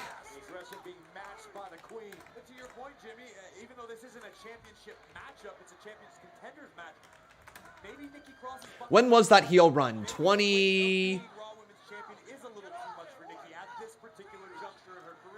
2018? When was the heel run of Brock Lesnar? Was it 2017? 2018? Into the cover. 2 kick out there by Nikki. 2019? 2019? Okay, 2019. That's what Nikki A.S.H has. What our superpower is, Nikki. Not a bad one to have right now. The queen. All right, there we go, guys. The official poll is there in the live chat. Let me know. 2019 to 2020 till he lost to Drew. There it is. There it is. Man, Nikki working Charlotte Flair right now on the outside of the ring. Oh, over the top. Down goes Nikki. Nikki just hit real hard. So get those votes in there, guys. Brock Lesnar in 2019 or Charlotte Flair current day. Which superstar had more heat with the fans? It's pretty damn close. Pretty damn close. Charlotte Flair's just leading. Greg Davis says, should have put both as an answer. When I'm asking one or the other, both is not an answer.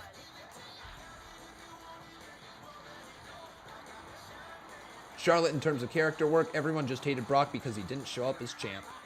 There you go. There's your vote there, Steve. Pretty friggin' close. Split 50-50. Wow. Wow, wow, wow. Wake up your breakfast with the new spicy habanero bacon and egg McMuffin, only at McDonald's.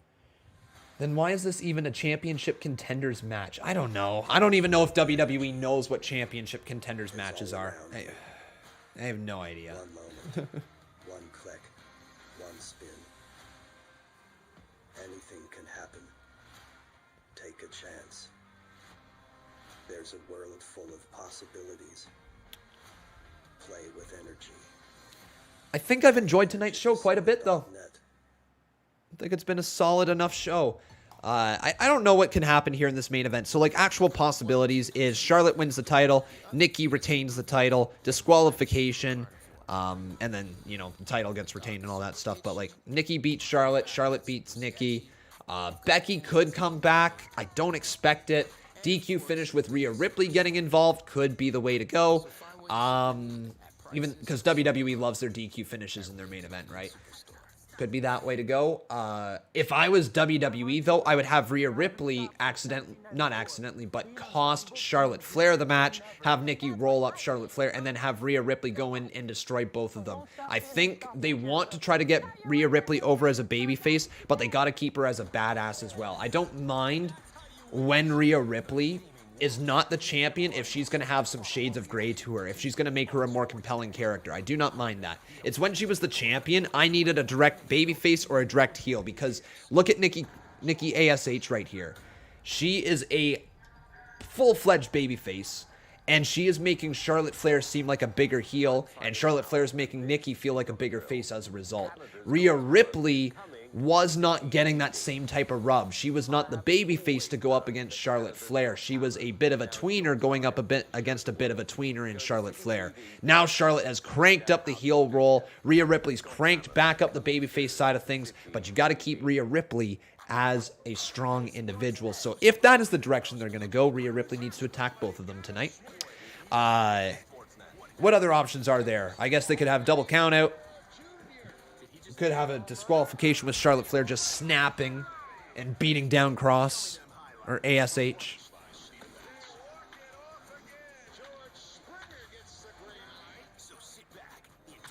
But again, guys, if you're enjoying this show here tonight, I want to kindly ask you to please make sure you leave a like on this video. Also making sure you are subscribed to this channel. This has been really fun being back here tonight with you guys. I really missed being live with all of you. Con, you said you literally don't consider Rhea a tweener last week. You misheard me there, Slump. Was talking about when she was the women's champion, okay?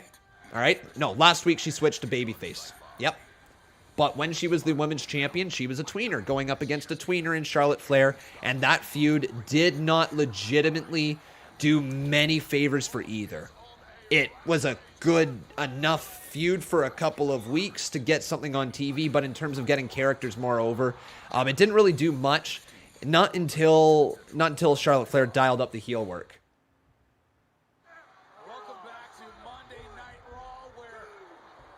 Oh no, Nikki is being tortured. All good, Slump.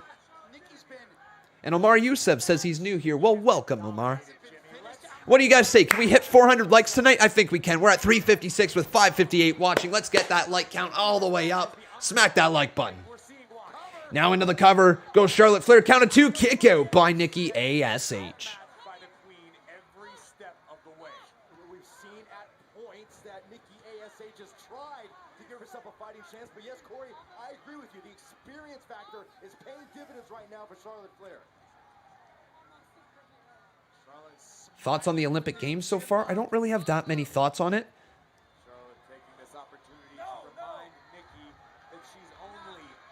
I watched a little bit here and there. Just a little bit. Wait, Tom calling her? No?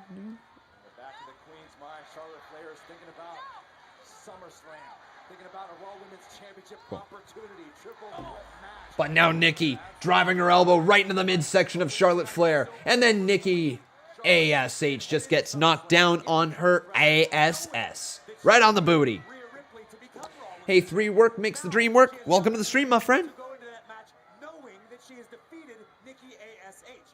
Really don't know where they go with Nikki as champ long term. I have to imagine they're going to put it back on Charlotte at SummerSlam if they bring back Becky. You know what, though? How much fun could it be if they do find a way to commit to Nikki for just a little bit past SummerSlam? I know they don't have long terms for her as champ, but it would be cool to see them see it out past one pay-per-view. You know what I mean? Oh, Charlotte Flair getting her boots worked right there from Nikki A.S.H. Rolls her up into the cover. Count of 1. Kick out. Big kick out. Ducks underneath now. Off the ropes yet again. Crossbody again. So it looks like Brock Lesnar just edged out Charlotte Flair. Rolling through. Charlotte hangs on. Oh, boy. Charlotte just going to send Nikki into the corner. Christian says, nope, don't like your thinking, Con. I hope Flair wins at SummerSlam. Yeah, all right. Well, that's cool. You don't have to like my thinking. That's my prediction. If it was possible, they would keep it on Nikki for just one more pay-per-view, just to extend it past there and show that they're committed to trying to make a new star.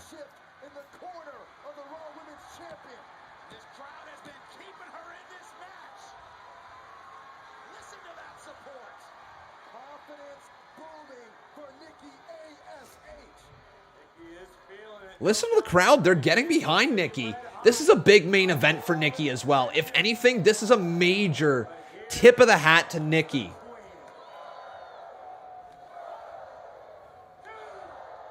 Oh. No, all good, Christian. All good. Right hand right there. Do you think Bliss, because they're doing something with Bliss and Eva right now. I don't think Bliss comes out here at the end. Nikki! What a DDT to Charlotte Flair! And I think Nikki is going to head up to the top rope. Nikki A.S.H. What is she looking to hit? Almost a superhero. Nikki! Oh no! Rolled through to Charlotte to the cover! 2!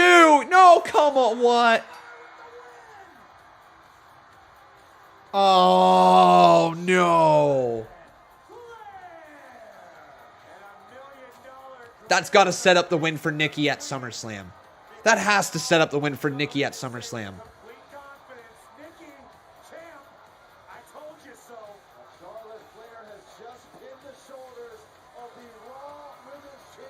So Charlotte pins the Raw Women's Champion.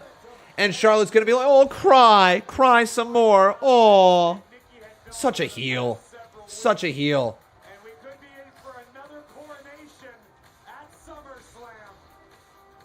Got a few minutes left, though. Is something about to happen? Nikki almost found a way to win, but not quite.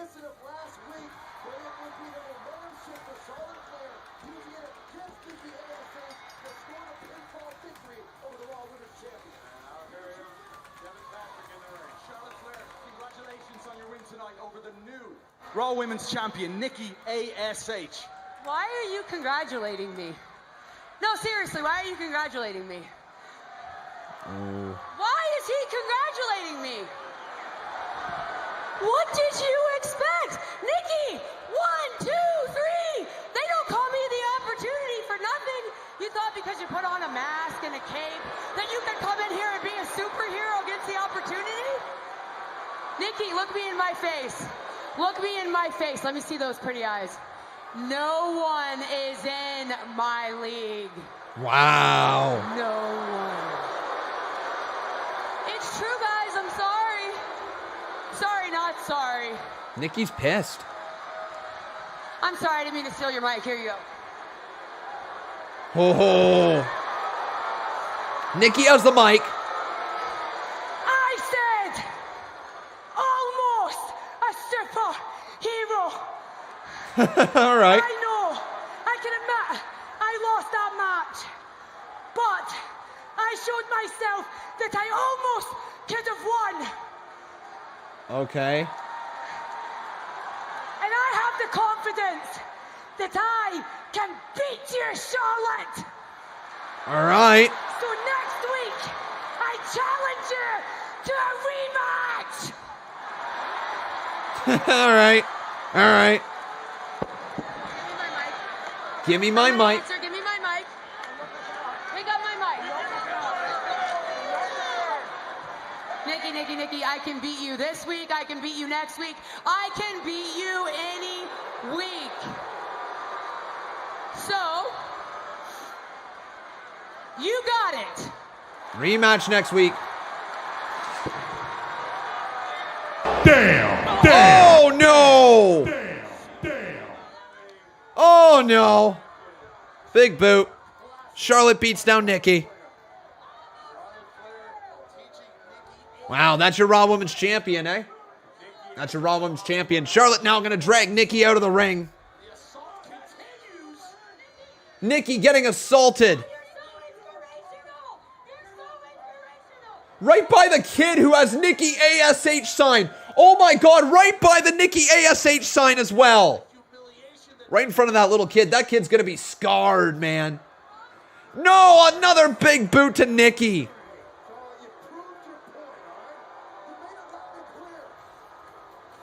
And that's the end of Raw.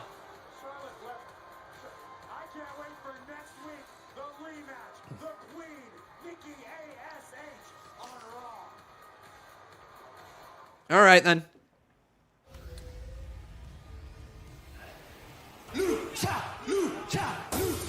No, you didn't. No, you didn't. Oh, my God.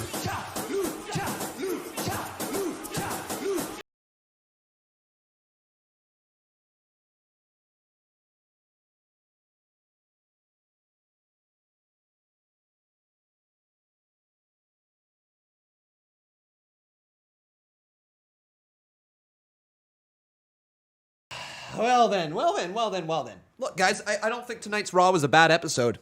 I don't think so. I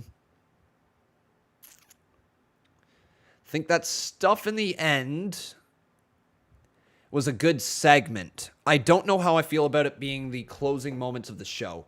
But all I can say is that Charlotte Flair knows how to work the crowd in the palm of her hands. And Charlotte Flair is on another level these days. Nikki... Hate to say it, she was very much outshadowed tonight.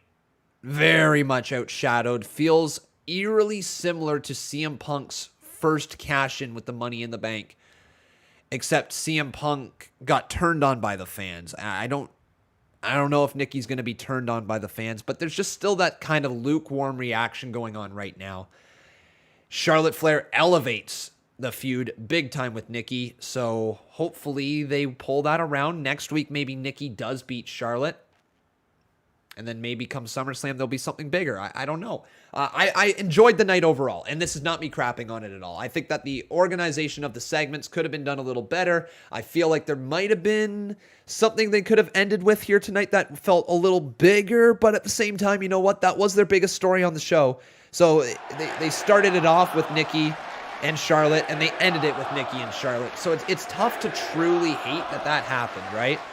Overall, decent show. I thought it was actually pretty solid. I'm going to give it a 7.75 out of 10. I thought it was just shy of an 8, but nothing that really stood out as bad for me here tonight. I'm going to get into making my review, though, and I hope you guys are going to watch that. It should be up on the channel within about an hour and a half to an hour and 45 minutes. So please keep an eye on your sub boxes. Turn on your notifications so you never miss a thing. And man, guys, that was a fun stream here tonight. Take care. Have yourself a wonderful day. We will be back tomorrow. Now, really quickly, before any of you guys go, if you care about the throwback live streams that we do on Tuesdays, we were supposed to do SummerSlam 2016 this week. I do not have 4 hours tomorrow, like I thought that I was going to have to be able to do that live stream. So we are going to be doing SummerSlam 2002. Have we done that one yet? Hang on, I feel like we might have just done that one. Give me a second to tell you which SummerSlam we're doing tomorrow. 1 second. We are going to be streaming. Oh, that's right. I kind of ended right. My power went off with 2002. That's what it is. So we are going to be watching SummerSlam 2000 or 1998. 1998, right? Or which one? I don't know, actually. I don't actually know. I'm going to have to take a look back on the video all of a sudden. See what you guys voted for next.